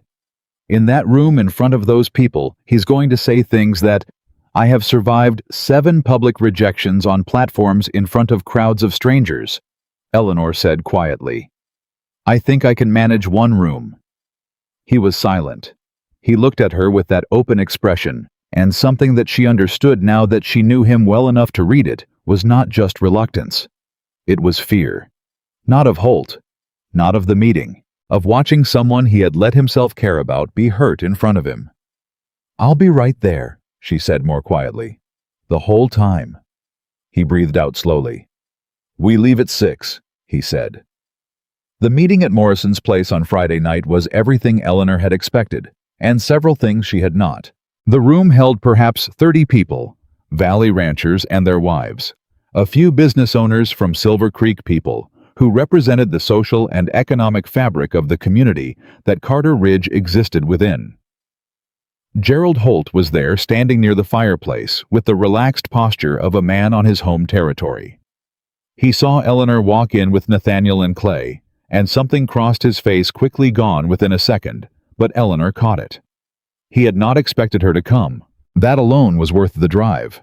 Morrison, a large, gray-bearded man who ran the valley's largest cattle operation after Carter Ridge, and who had apparently lost approximately 200 acres to Holt's methods 2 years ago, called the meeting to order with the blunt efficiency of a man who had been too polite for too long.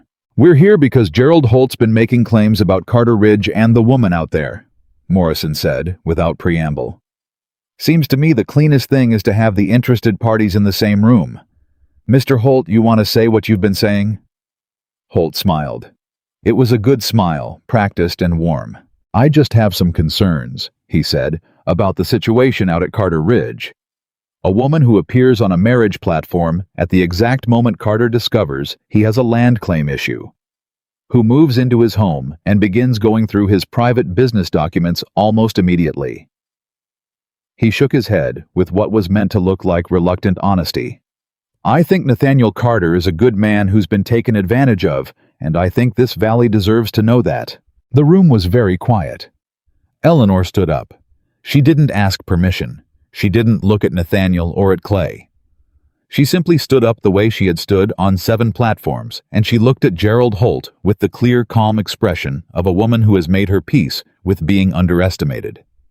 Mr. Holt, she said, I wonder if you'd like to explain to this room exactly how the 1871 survey notation that forms the basis of your land claim describes its eastern boundary anchor point.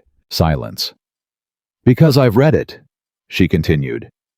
And I've read the 1872 Carter Ridge field notes, and I'd be very interested in your explanation for why your claim uses a non-specific tree line description, while the Carter Ridge survey uses a fixed granite outcropping that is physically present on the land today. Holt's smile did not move, but something behind it did. That's a matter for the land commissioner. Yes, who is going to receive a full documented comparison of both surveys with photographs of the physical landmarks submitted by a lawyer in Helena who has been handling Carter Ridge's legal matters for 11 years. Eleanor looked at him steadily. Which you already knew before you came to this ranch and tried to suggest I was a schemer because a careful man researches his position before he commits to it. And you are a careful man, Mr. Holt. The 2 ranchers in this valley who lost land to you in the past 3 years would confirm that. She looked at the room, at Morrison, whose expression was doing something complicated and attentive, at the men and women who had come to hear a story about a woman who didn't belong and were getting something different. I came to Carter Ridge on a trial arrangement, she said. 6 weeks. I organized a supply system that was critically understocked before winter. I identified a fire risk that, if it had continued unaddressed, would have cost this ranch its kitchen building. I learned the operations well enough to recognize a legal threat for what it was, not an accident, not a legitimate claim, but a manufactured dispute designed to make the cost of fighting feel worse than the cost of settling. She paused. And when Mr. Carter asked me to stay permanently, I said yes. Because this is a good ranch run by a good man, and because I have no interest in anyone's land or money, I have interest in what I said I was looking for when I came west. A partner, work that matters, a life built on something real. She sat down. The room was silent for a long beat. Then Morrison said, Holt, I think you ought to take your concerns somewhere else. Gerald Holt looked at the room.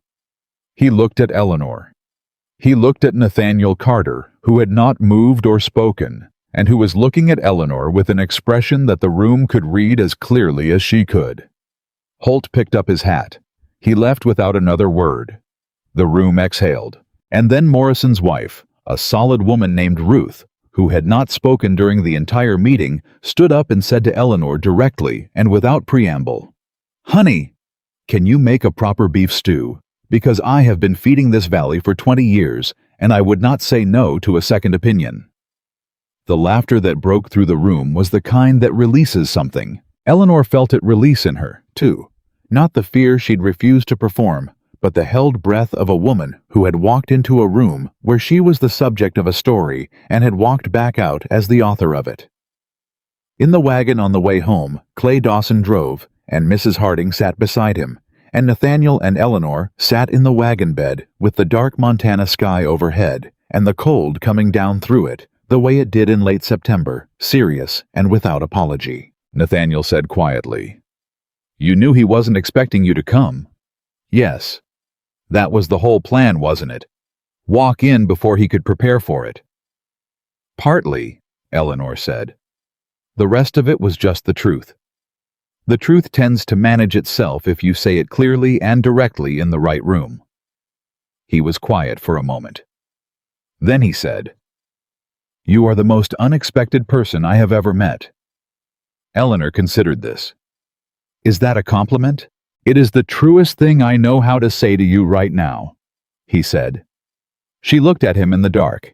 He was not managing himself. He was just Nathaniel, the man behind the controlled quietness, who had built a ranch out of grief and needed someone to build it with, who had looked at her on a platform and seen something real, who was sitting in a wagon on a cold Montana night looking at her like she was the most solid thing in his world.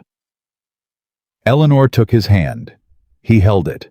The wagon rolled north toward Carter Ridge, through the dark and the cold and the pines, and neither of them said anything else. They didn't need to.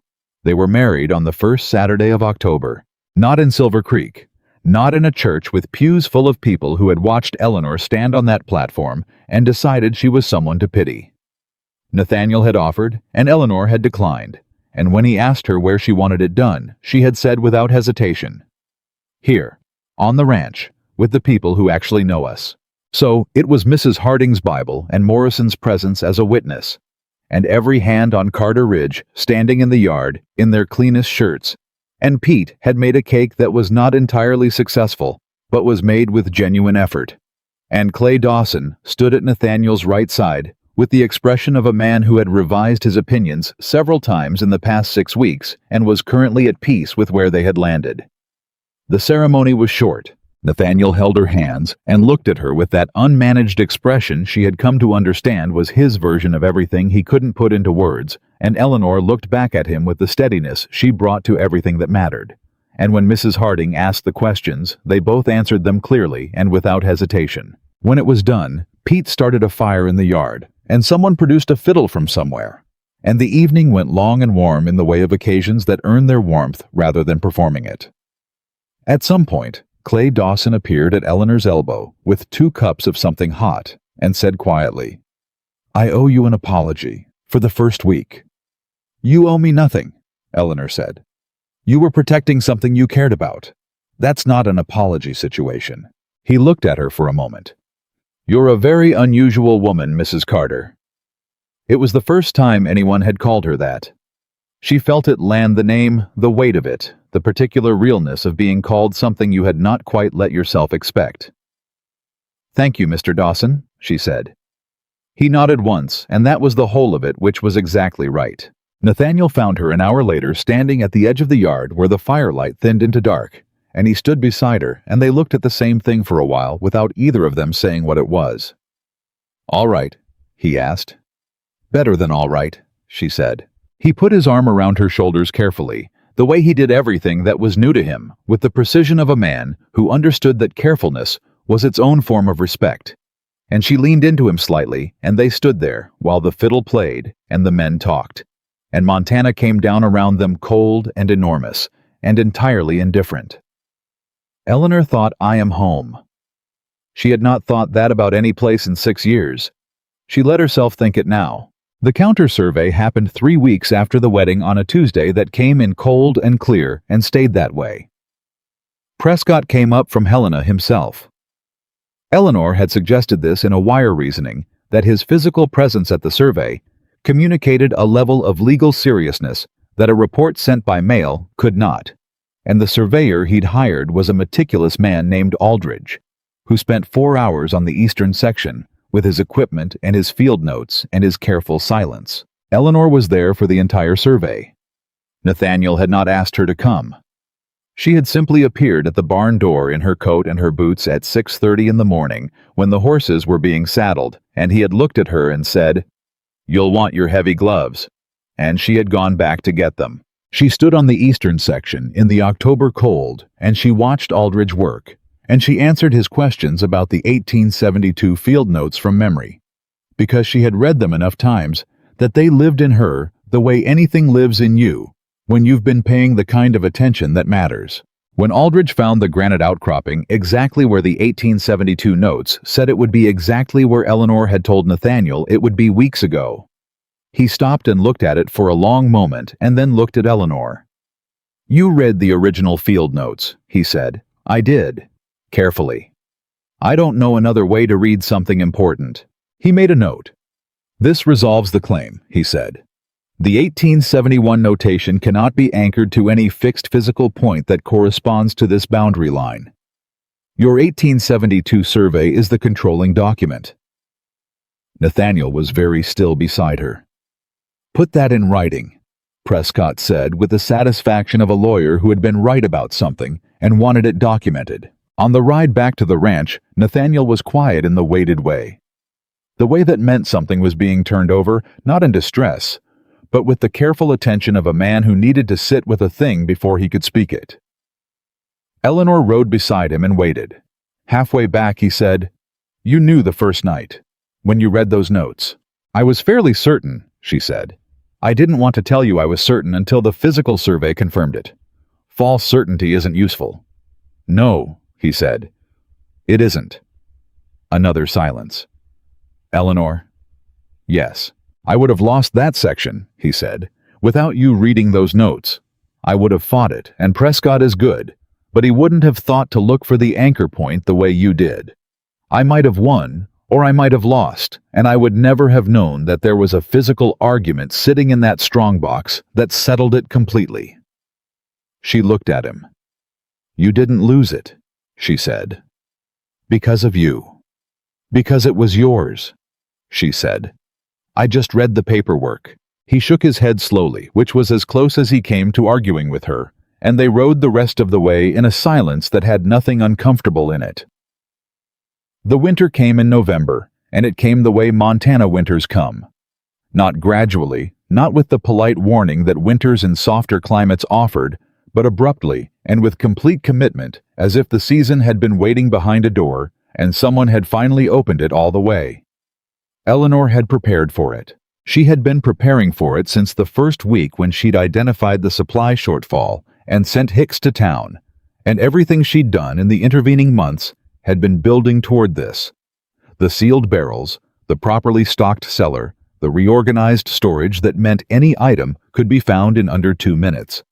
The carefully managed quantities that she had calculated against the length of a Montana winter, and the appetite of 25 hard-working men. The first real test came in mid-November, when a 3-day storm closed the road from town, and the ranch became for 72 hours entirely self-contained. She had seen it coming 2 days before. The specific quality of the air, the way the horses behaved, certain signs that the men who'd lived in Montana long enough could read, and that she had been learning to read since she arrived. She had spent those 2 days running the final checks on every supply, every heating fuel store, every emergency contingency she'd built into the household management. When the storm hit, Carter Ridge was ready. The men were fed, the animals were sheltered, the house was warm, nobody was in danger. On the second day of the storm, Pete found her in the kitchen in the early afternoon and said with an expression she had never quite seen on his weathered face before, "Miss Eleanor, Mrs. Carter, I want you to know, this is the best run winter I've seen on this ranch in 9 years." Eleanor looked at him. 9 years is a long time to compare against, she said. Yes, ma'am. That's the point I'm making. She went back to her work, but she held Pete's words in the private place. She kept things that mattered, the place where she'd been storing the small accumulated evidence of her own belonging, building it up piece by piece, the way you build anything that needs to last. It was on the third day of the storm that the thing happened which neither of them had prepared for. Nathaniel had gone out to check on the horses at midday, a routine he maintained regardless of weather, because there were things about the horses that required his specific attention and that he did not delegate. Eleanor was in the kitchen when she heard the commotion in the yard, and she heard Pete's voice first sharp in a way she had never heard it, and she was at the door before she consciously decided to move. Nathaniel was being helped across the yard by 2 of the hands. He was walking, which was the first thing she assessed. He was upright and moving under his own power, which meant the immediate catastrophic possibilities were off the table. But his right arm was held at a particular angle, and his face, even from across the yard, had the specific set of someone managing serious pain. "What happened?" Eleanor said, coming down the steps. "Ice," Pete said. "Coming out of the barn. He went down hard." "Get him inside." She had the kitchen table cleared before they were through the door. She had him seated and his coat off before the hands had finished filing in to watch, and she said, "Out. All of you. Pete, stay." And the hands went because there was something in her voice that they had learned over the past months was not a voice that brooked the wrong kind of delay. She looked at the arm. She was not a doctor. She was clear-eyed about what she was and wasn't, and she said so immediately. "I can tell you whether it's broken or whether it's the joint. I cannot tell you more than that. Where exactly is the pain?" "Shoulder," Nathaniel said. He said it evenly, which was impressive, given what she could see when she carefully moved his coat away. "The shoulder came out," Pete said from behind her. Eleanor looked. Pete was right. The shape was wrong in the specific way of a joint that had been displaced. "Has this happened before?" she said to Nathaniel. "Once. Years ago. The doctor in Helena." "I know what needs doing," Eleanor said. "The question is whether you can manage the process of it because it requires a specific motion, and it is going to hurt considerably before it stops hurting." He looked at her steadily. "Do it," he said. "Pete." Eleanor said, "I need you to brace his left side. Hold him still, I mean completely still. Can you do that?" "Yes, ma'am." She had watched her father have his shoulder set twice. She had read enough basic medical references to know the procedure with the careful thoroughness she brought to every practical skill she'd ever needed. She knew what she was doing. She also knew it was going to be one of the harder things she'd done in front of another person, because the other person was Nathaniel, and doing something painful to him was categorically different from doing something difficult. "Ready," she said. "Yes," he said. She set his shoulder. He made one sound short, controlled the kind of sound a man makes when he has decided in advance how much sound he's going to allow himself. And then it was done, and the arm was back where it belonged, and Eleanor held it steady for a moment while she checked the alignment and watched his face to make sure the color was returning properly. It was. She exhaled. "Done," she said. He exhaled too long and slow, like a man releasing something he'd been holding with his entire body. "Thank you," he said. "You're going to need to rest that arm for at least 2 weeks.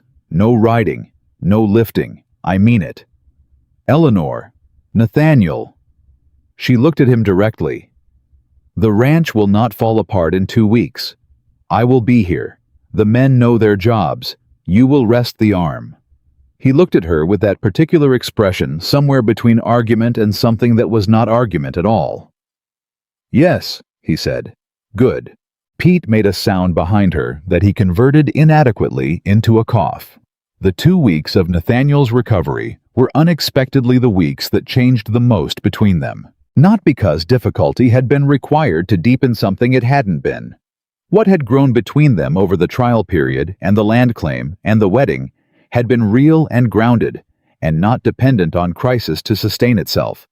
But because 2 weeks of Nathaniel not being able to run at full capacity meant 2 weeks of Nathaniel in the house more than usual present at hours when he was normally out on the range, available for the kind of extended time together that the ordinary rhythm of ranch life didn't naturally produce. It meant mornings at the kitchen table with coffee that went cold, while they talked about things that neither of them had gotten around to before her years in Philadelphia, before she'd started the programs, his early years building the ranch, the shape of what they each thought a life should look like, and the various ways circumstances had revised those shapes.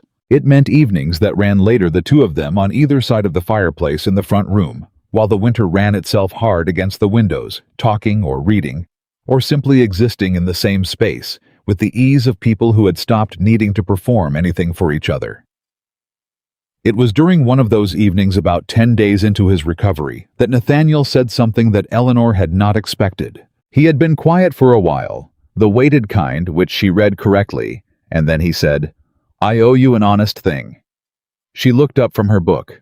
When Alcott brought the program to Silver Creek, he said, "I didn't intend to participate. I rode into town that day for the land office. The program was, I knew it was happening, and I had decided it wasn't relevant to me."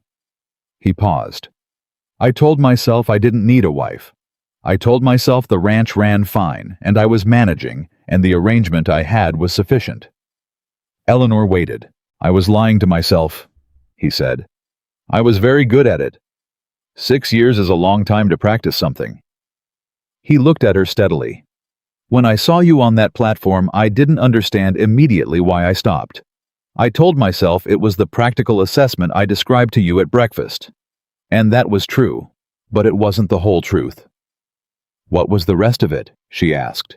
"You were standing there like you'd decided something," he said. "Not like you were waiting to be chosen, like you'd decided on your own terms what the next thing was going to be, regardless of what happened next. And He stopped. "I hadn't made a decision like that in 6 years. I'd been running on the decisions I made right after my wife died, the ones that said, build the ranch, keep it running. Don't need anything that could be taken away." He looked at his hands. "When I saw you standing like that, I thought that woman has decided to keep living, and I wasn't sure I had." The fire moved in the grate between them. Eleanor set her book down. "Nathaniel," she said quietly, "I'm not..." I'm not in a dark place, he said quickly. I don't mean it that way. I mean that I'd contracted myself down so far that I'd stopped noticing the contraction. I thought I was fine. I thought the ranch was what I needed, and the work was enough, and I was... He paused. I was the third woman's description of loneliness from the inside. Lonely beside myself. And I didn't know it until you showed up, and the house started having a different quality to it. Eleanor looked at him for a long moment. You told me you weren't offering romance, she said. I wasn't. I didn't know I had it to offer. He met her eyes. I'm not sure I have the words for what I'm trying to say. You don't need the words, she said. I understand what you're saying. Do you? You're saying you came back to yourself, she said. And you're telling me because you think I should know. He was quiet. Yes, he said. Eleanor stood up and crossed the room and sat beside him on the settee, close enough that their arms touched, and she said, I need to tell you an honest thing, too. He looked at her. I came to Silver Creek expecting to fail, she said. Not hoping to fail, I don't work that way, but expecting it. I had been failed 7 times by the same mechanism, and I had gotten very good at managing the emotional cost of that, and the way I managed it was to pre-accept the loss before it happened. I walked onto that platform already holding the rejection in advance, so it couldn't surprise me. She paused. When you stopped your horse, I didn't let myself feel anything. I managed it the same way I managed everything. I thought this is probably another version of something I've survived before. Manage accordingly. When did that change? He asked.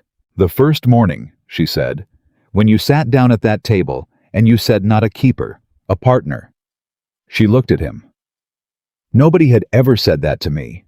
In all 7 programs, not once had anyone described what they were looking for in a way that corresponded to what I actually was. They were looking for softness or prettiness or a particular kind of compliance. You were looking for, she paused, me. A specific thing that I actually am. And I thought this man is either extraordinary or he doesn't understand what he's saying. And I decided to find out which. Nathaniel's expression had that open quality again, the unmanaged version of himself. And, he said. Extraordinary, Eleanor said, categorically. He covered her hand with his the way he had at the kitchen table weeks ago, and this time neither of them was at a table in the middle of a practical problem, and Mrs. Harding was not in the corner, and the gesture meant something different with all of that removed from around it. It meant, I see you. It meant I chose this. It meant everything that neither of them had the specific habit of saying in the full sentimental version, and both of them understood perfectly without it. The recovery period ended, the arm healed cleanly, and January brought the hard cold that Montana reserved for those who had decided to stay, and Carter Ridge held. It held because the supplies were right, and the systems were right, and 25 men knew their jobs, and the woman who ran the household ran it with the efficient warmth of someone who understood that warmth and efficiency were not opposing forces, that you could care deeply about the people in your charge, and still require things of them, and still maintain the standards that kept everyone safe and fed and functioning. The men felt it, not sentimentally, not in any way any of them would have named openly, but in the way that people feel when a place has found its right shape, a certain quality of ease, a reduction in the low-level friction that accompanies lives, organized by improvisation rather than intention. Will Ferris, the young hand whose terrible day Eleanor had managed back in September, had turned into one of the most reliable men on the ranch. He worked with a different quality now, attentive in a way that came from understanding why care mattered, not just from fear of consequence. He had looked at Eleanor one morning at breakfast with an expression that was not quite son looking at mother, and not quite employee looking at employer, and entirely its own thing, and said, "Thank you, Mrs. Carter, for September." "Don't thank me," she'd said. "Thank yourself. I just pointed at the road. You walked it." He'd nodded and gone back to his eggs, and Clay Dawson, 2 seats down, had not said anything, but had looked at his own breakfast with the expression of a man who was thinking carefully about something.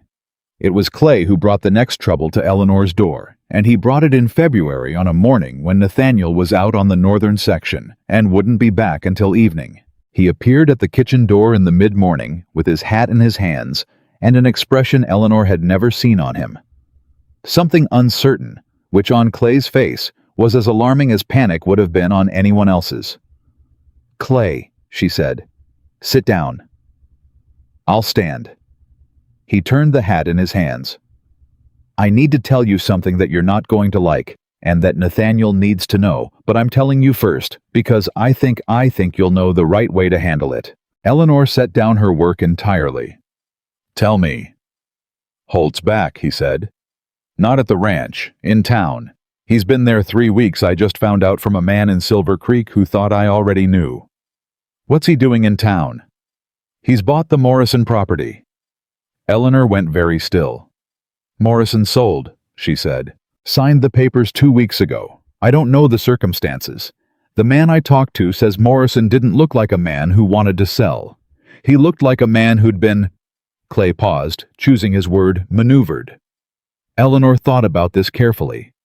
"If Holt owns Morrison's land," she said, "he has property on the southern boundary of Carter Ridge."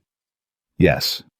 Which means the access road to our southern pasture runs through land that Holt now controls." Clay's expression confirmed what she already knew.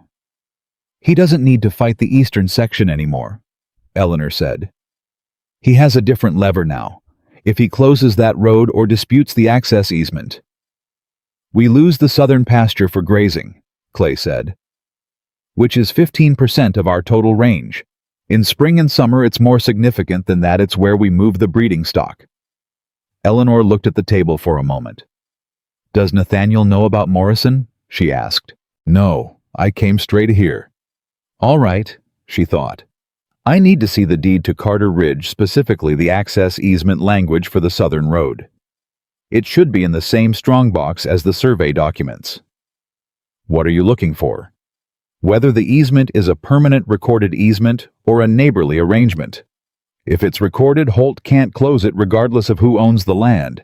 If it's a neighborly arrangement—" She didn't finish the sentence. "If it's neighborly," Clay said quietly, "Holt can close it day after tomorrow." "Get me the deed," Eleanor said. She had the strongbox open and the deed in her hands within 10 minutes of Clay leaving the kitchen, and she read the access language with the focused attention she'd brought to the survey field notes 4 months ago. Careful, thorough looking for the specific language that answered the specific question. She found it on the 3rd page. She read it twice. Then she sat back and thought about what it meant. The easement was recorded. It was in the county records filed with the original deed in 1872, and it described the access road to the southern pasture as a permanent right-of-way benefiting the Carter Ridge property running across what was then described as the Morrison Homestead parcel. It was permanent. It was recorded. It was legal. Holt couldn't touch it. But that was not the thing that held Eleanor's attention as she read the document a 3rd time. The thing that held her attention was the language on the 4th page, the section describing the eastern boundary, which she had read months ago, and which now, in the context of what Clay had told her about Morrison's sale, had a different resonance. There was a notation she had registered, but not weighted appropriately the first time, a reference to a shared survey marker between the Carter Ridge eastern section and the Morrison southern boundary, a single fixed point from which both properties' lines were calculated. She looked at that notation for a long time. If Holt had bought Morrison's land specifically because of that shared marker, if he understood that controlling the Morrison property gave him a physical point from which he could contest not just the access road, but the survey interpretation of the eastern boundary, then he hadn't given up on the eastern section at all. He'd gone around it.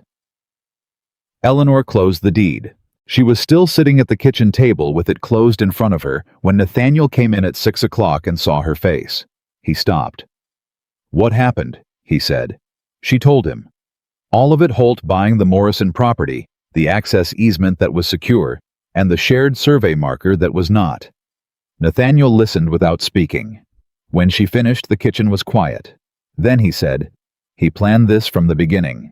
"The eastern section approach was always going to be his backup position," Eleanor said.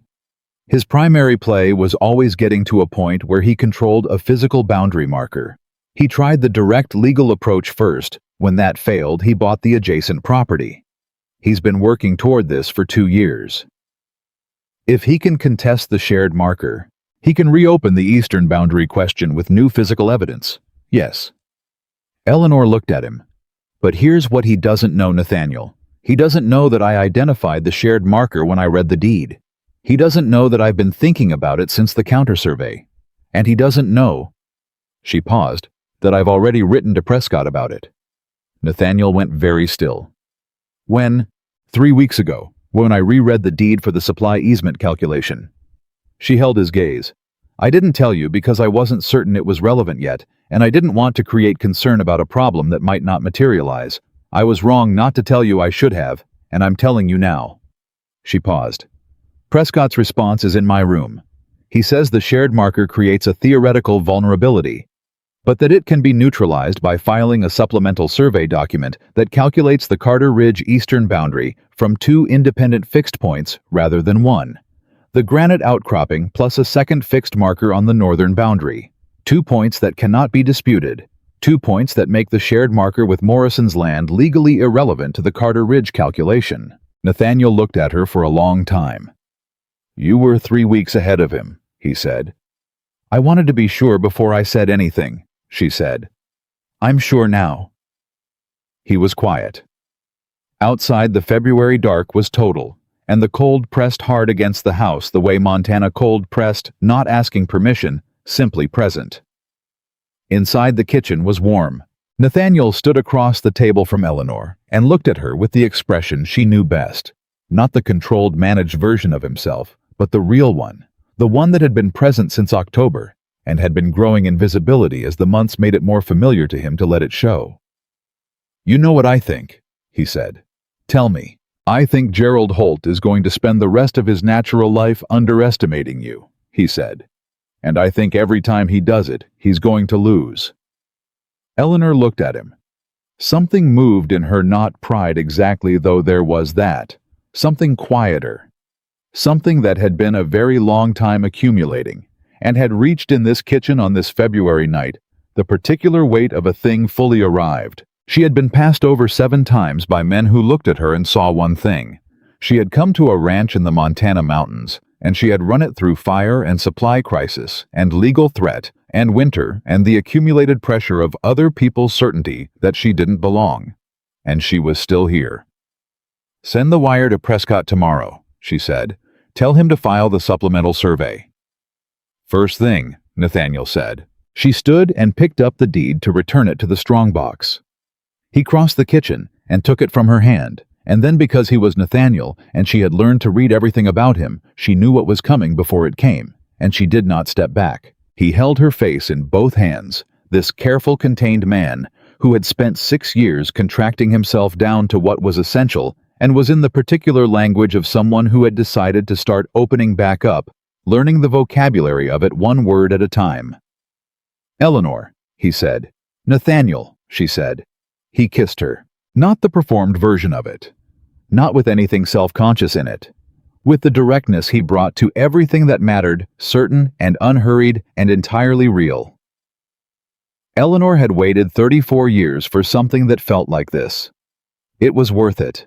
Outside the window, February ran itself cold and dark across the Montana mountains, and inside Carter Ridge Ranch. The fire burned steady in the grate, and the kitchen held its warmth, and 2 people who had found each other against every reasonable probability stood in the middle of all of it, and were simply completely quietly there. Whatever came next, whatever Holt tried, whatever the spring brought, whatever the long work of building a shared life required, they would meet it from here, from this. From the specific, unhurried, unperformed truth of 2 people who had looked at each other clearly and decided with full information that this was exactly where they meant to be.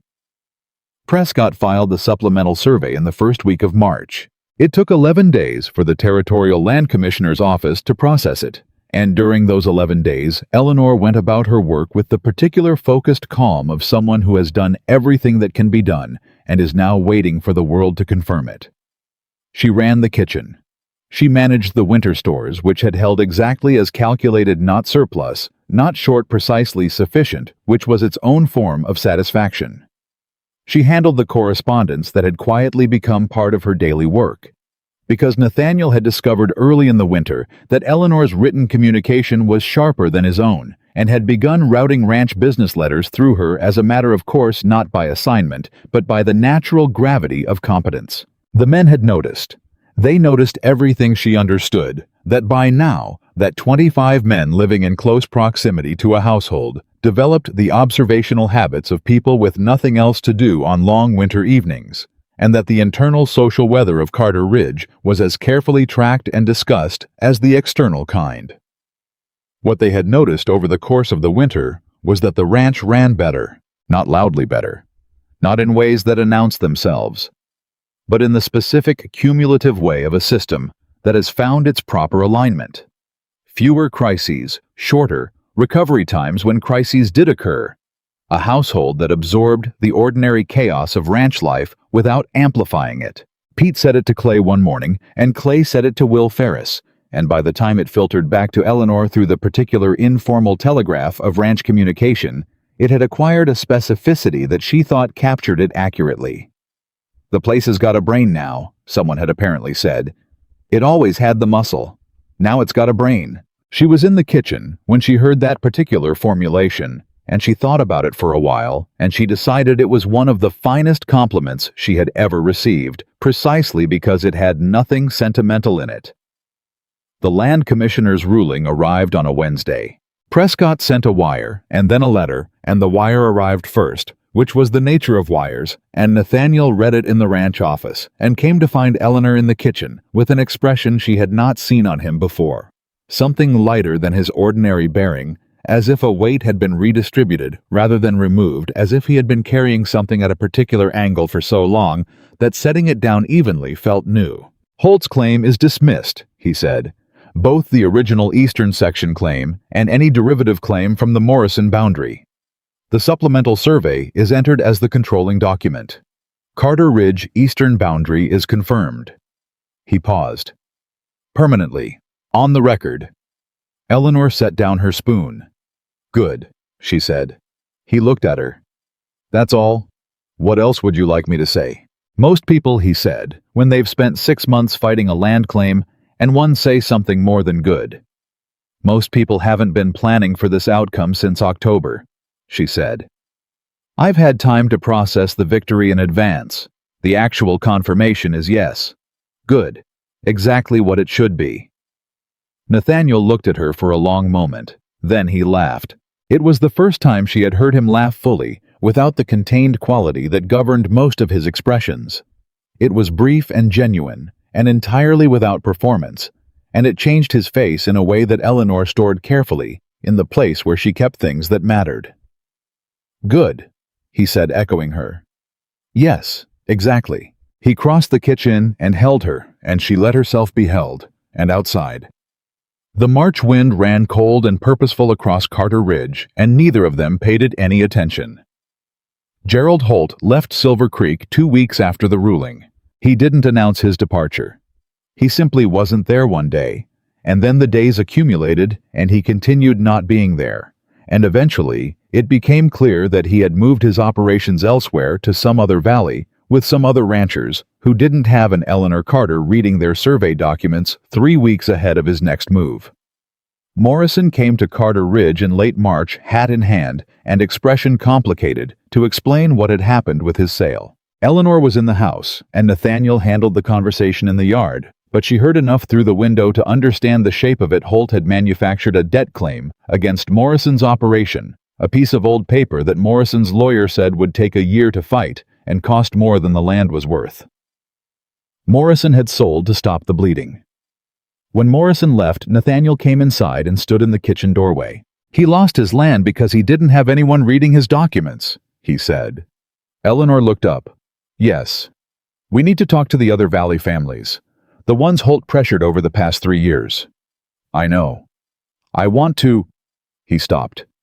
"I want to do something useful with what happened to us, not just win and move on." Eleanor looked at him steadily.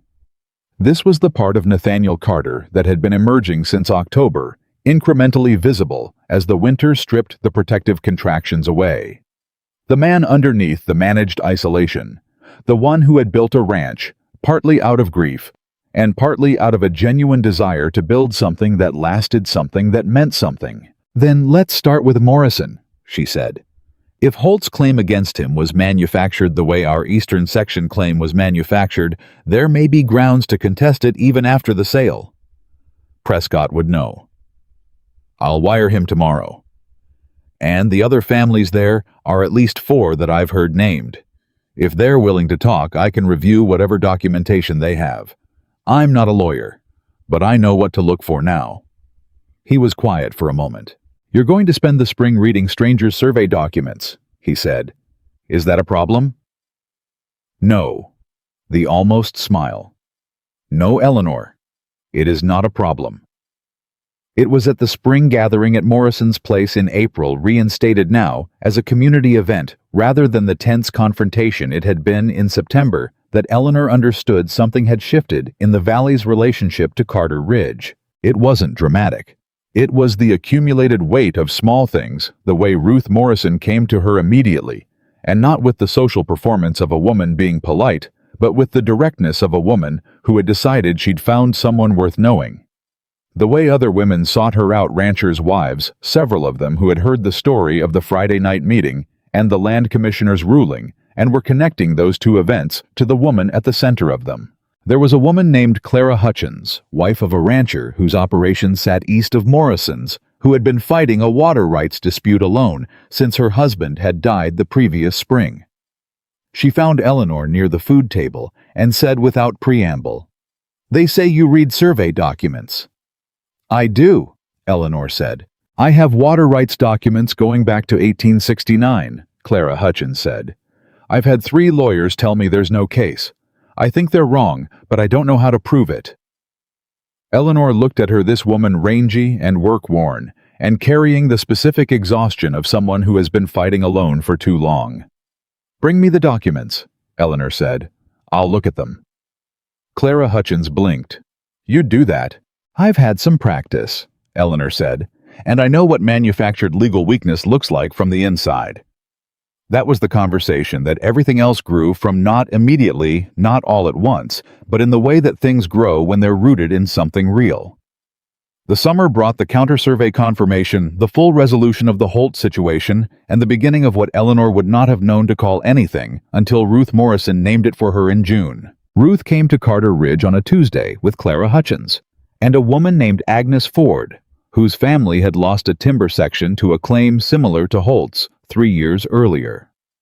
And the 3 of them sat at Eleanor's kitchen table and spread out their documents, and Eleanor read them with the focused attention she brought to everything important, and by the end of the afternoon, she had identified 2 significant legal errors in Agnes Ford's original case and a procedural failure in Clara Hutchins' water rights dispute that was almost certainly grounds for reopening. As they were leaving, Ruth Morrison said, "You know what this is?" "What?" Eleanor said. "This is a service," Ruth said. "What you're doing. For women who don't have lawyers they can trust, or money to pay them, or husbands to fight for them." She looked at Eleanor with the direct clarity of a woman who had been thinking about something for a while. "There are more of us than you know." Eleanor looked at the 3 of them. "Then send them here," she said. Nathaniel, who had been in the doorway for the last part of that exchange, said nothing until the women had gone. Then he said, "Eleanor." "I know," she said. "You can't do this out of the kitchen." "I know that too." He was quiet for a moment. "The back room of the ranch office has been storage since I built this place. It's large enough for a proper workspace. If we clear it and put a proper desk in it." "Nathaniel." "Yes. Are you offering me an office?" He looked at her with the expression that was fully open, now that had been open since February, and had not contracted back, as if he had decided that managing himself down to the narrow minimum was a habit he was through with. "I'm offering you whatever you need to do what you do," he said, "which I've decided is my primary job from here on out." Eleanor looked at him for a long moment. She thought about a wooden platform in Silver Creek. She thought about 7 rejections and the specific weight of accumulated dismissal. She thought about a man on a horse who had stopped and looked at her like she was something he was genuinely trying to understand. "Clear the back room," she said. "I'll need a desk and 2 chairs and good light." He smiled, the full version, the one she had been collecting since October, and went to clear the room. What grew from Eleanor Carter's back-office workspace over the following year was not something anyone had planned or designed or predicted. It grew the way things grow when they meet a genuine need organically, rapidly, with the specific energy of a vacuum filling. Women came. First the ones Ruth Morrison sent, then women they sent. Then women who had heard the name Eleanor Carter from someone who had heard it from someone else. They came with land disputes and water rights conflicts and fraudulent debt claims and the particular legal vulnerabilities that the frontier created for women without male advocates. Eleanor read their documents. She identified what was manufactured and what was legitimate and what was genuinely uncertain. She wrote letters under Prescott's supervision that carried legal weight. She connected women with each other, the one who had survived a water rights fight with the one who was just entering one, the one who knew the county recorder's habits with the one who needed to file before the session deadline. Nathaniel funded it without being asked, which Eleanor appreciated in the specific way she appreciated everything he did that was concrete and action-based. Rather than performed, he simply made the resources available and got out of the way and let her work. Prescott, when he came up from Helena in the fall to handle the final paperwork on the Holt situation, spent 2 hours in Eleanor's back office reviewing what she'd built, and came out looking like a man who had reassessed something fundamental. "Mrs. Carter," he said, "have you considered formal training?" "In law," Eleanor said. "In law." "I'm 35 years old," she said. "The first women's law program in the territory is opening in Helena next year," Prescott said. "I'm on the advisory board.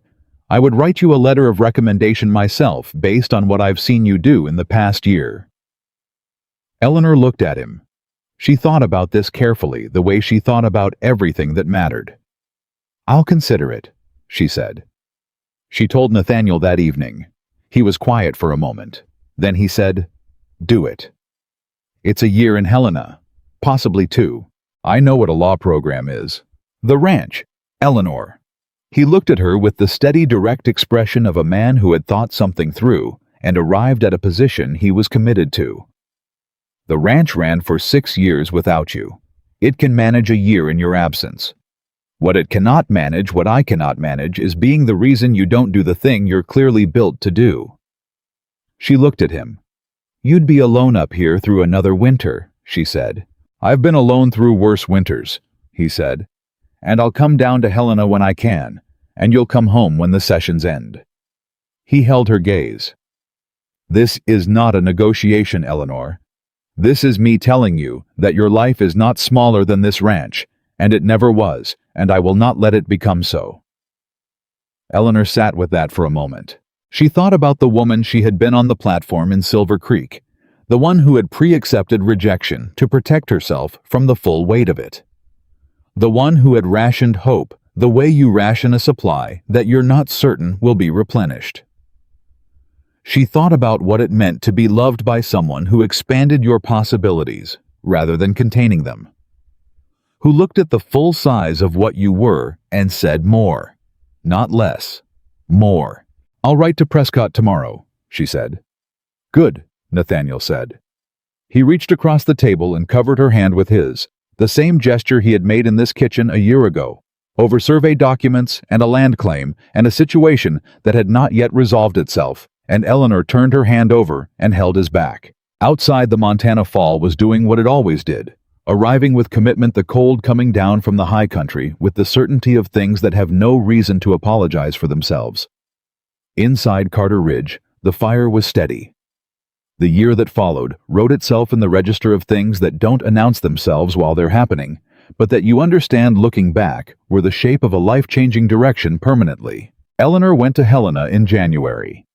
She came back for the spring thaw and the supply negotiations and the week of Clay Dawson's wedding to a school teacher from Silver Creek who had been corresponding with him since November, at which celebration Eleanor stood beside Ruth Morrison and felt something she recognized as joy. Not the complicated rationed version she had carried for years, but the clean kind, unguarded, the kind that doesn't require management. She went back to Helena in the fall.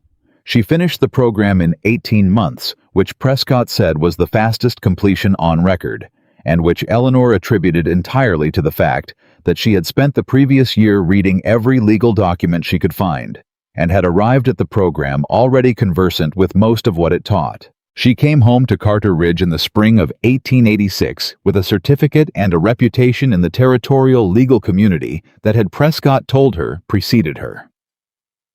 Nathaniel was waiting in the yard when the wagon came down from the pass. He helped her down and held her and said nothing for a while, which was exactly right. Then he said, "How was it?" "Excellent," she said. "I was the oldest student and the best one." "Of course you were," he said with no irony in it whatsoever. She pulled back and looked at him. He had lines around his eyes that had deepened slightly, and his hair had more gray in it than she remembered. And he looked to her specific eye exactly like himself, like the man who had stopped his horse in Silver Creek and looked at a woman on a platform with the genuine attention of someone trying to understand what he was seeing. "You look good," she said. "You look—" He paused, which was not his habit. "You look exactly like someone who knows exactly what she is." Eleanor looked at him. She thought about 7 platforms.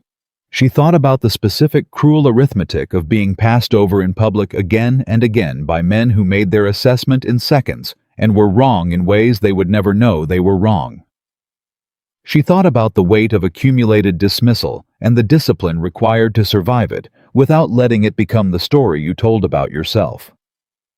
She thought about a man who had looked at her differently, not with charity, not with the specific condescension of a man doing a woman a favor, with honest, practical attention, and beneath that something that had grown into the most real thing in her life. She thought about what it meant that she was standing here, a woman with a law certificate and an office, and a community of people who sought her out because she was the one who could see what others missed.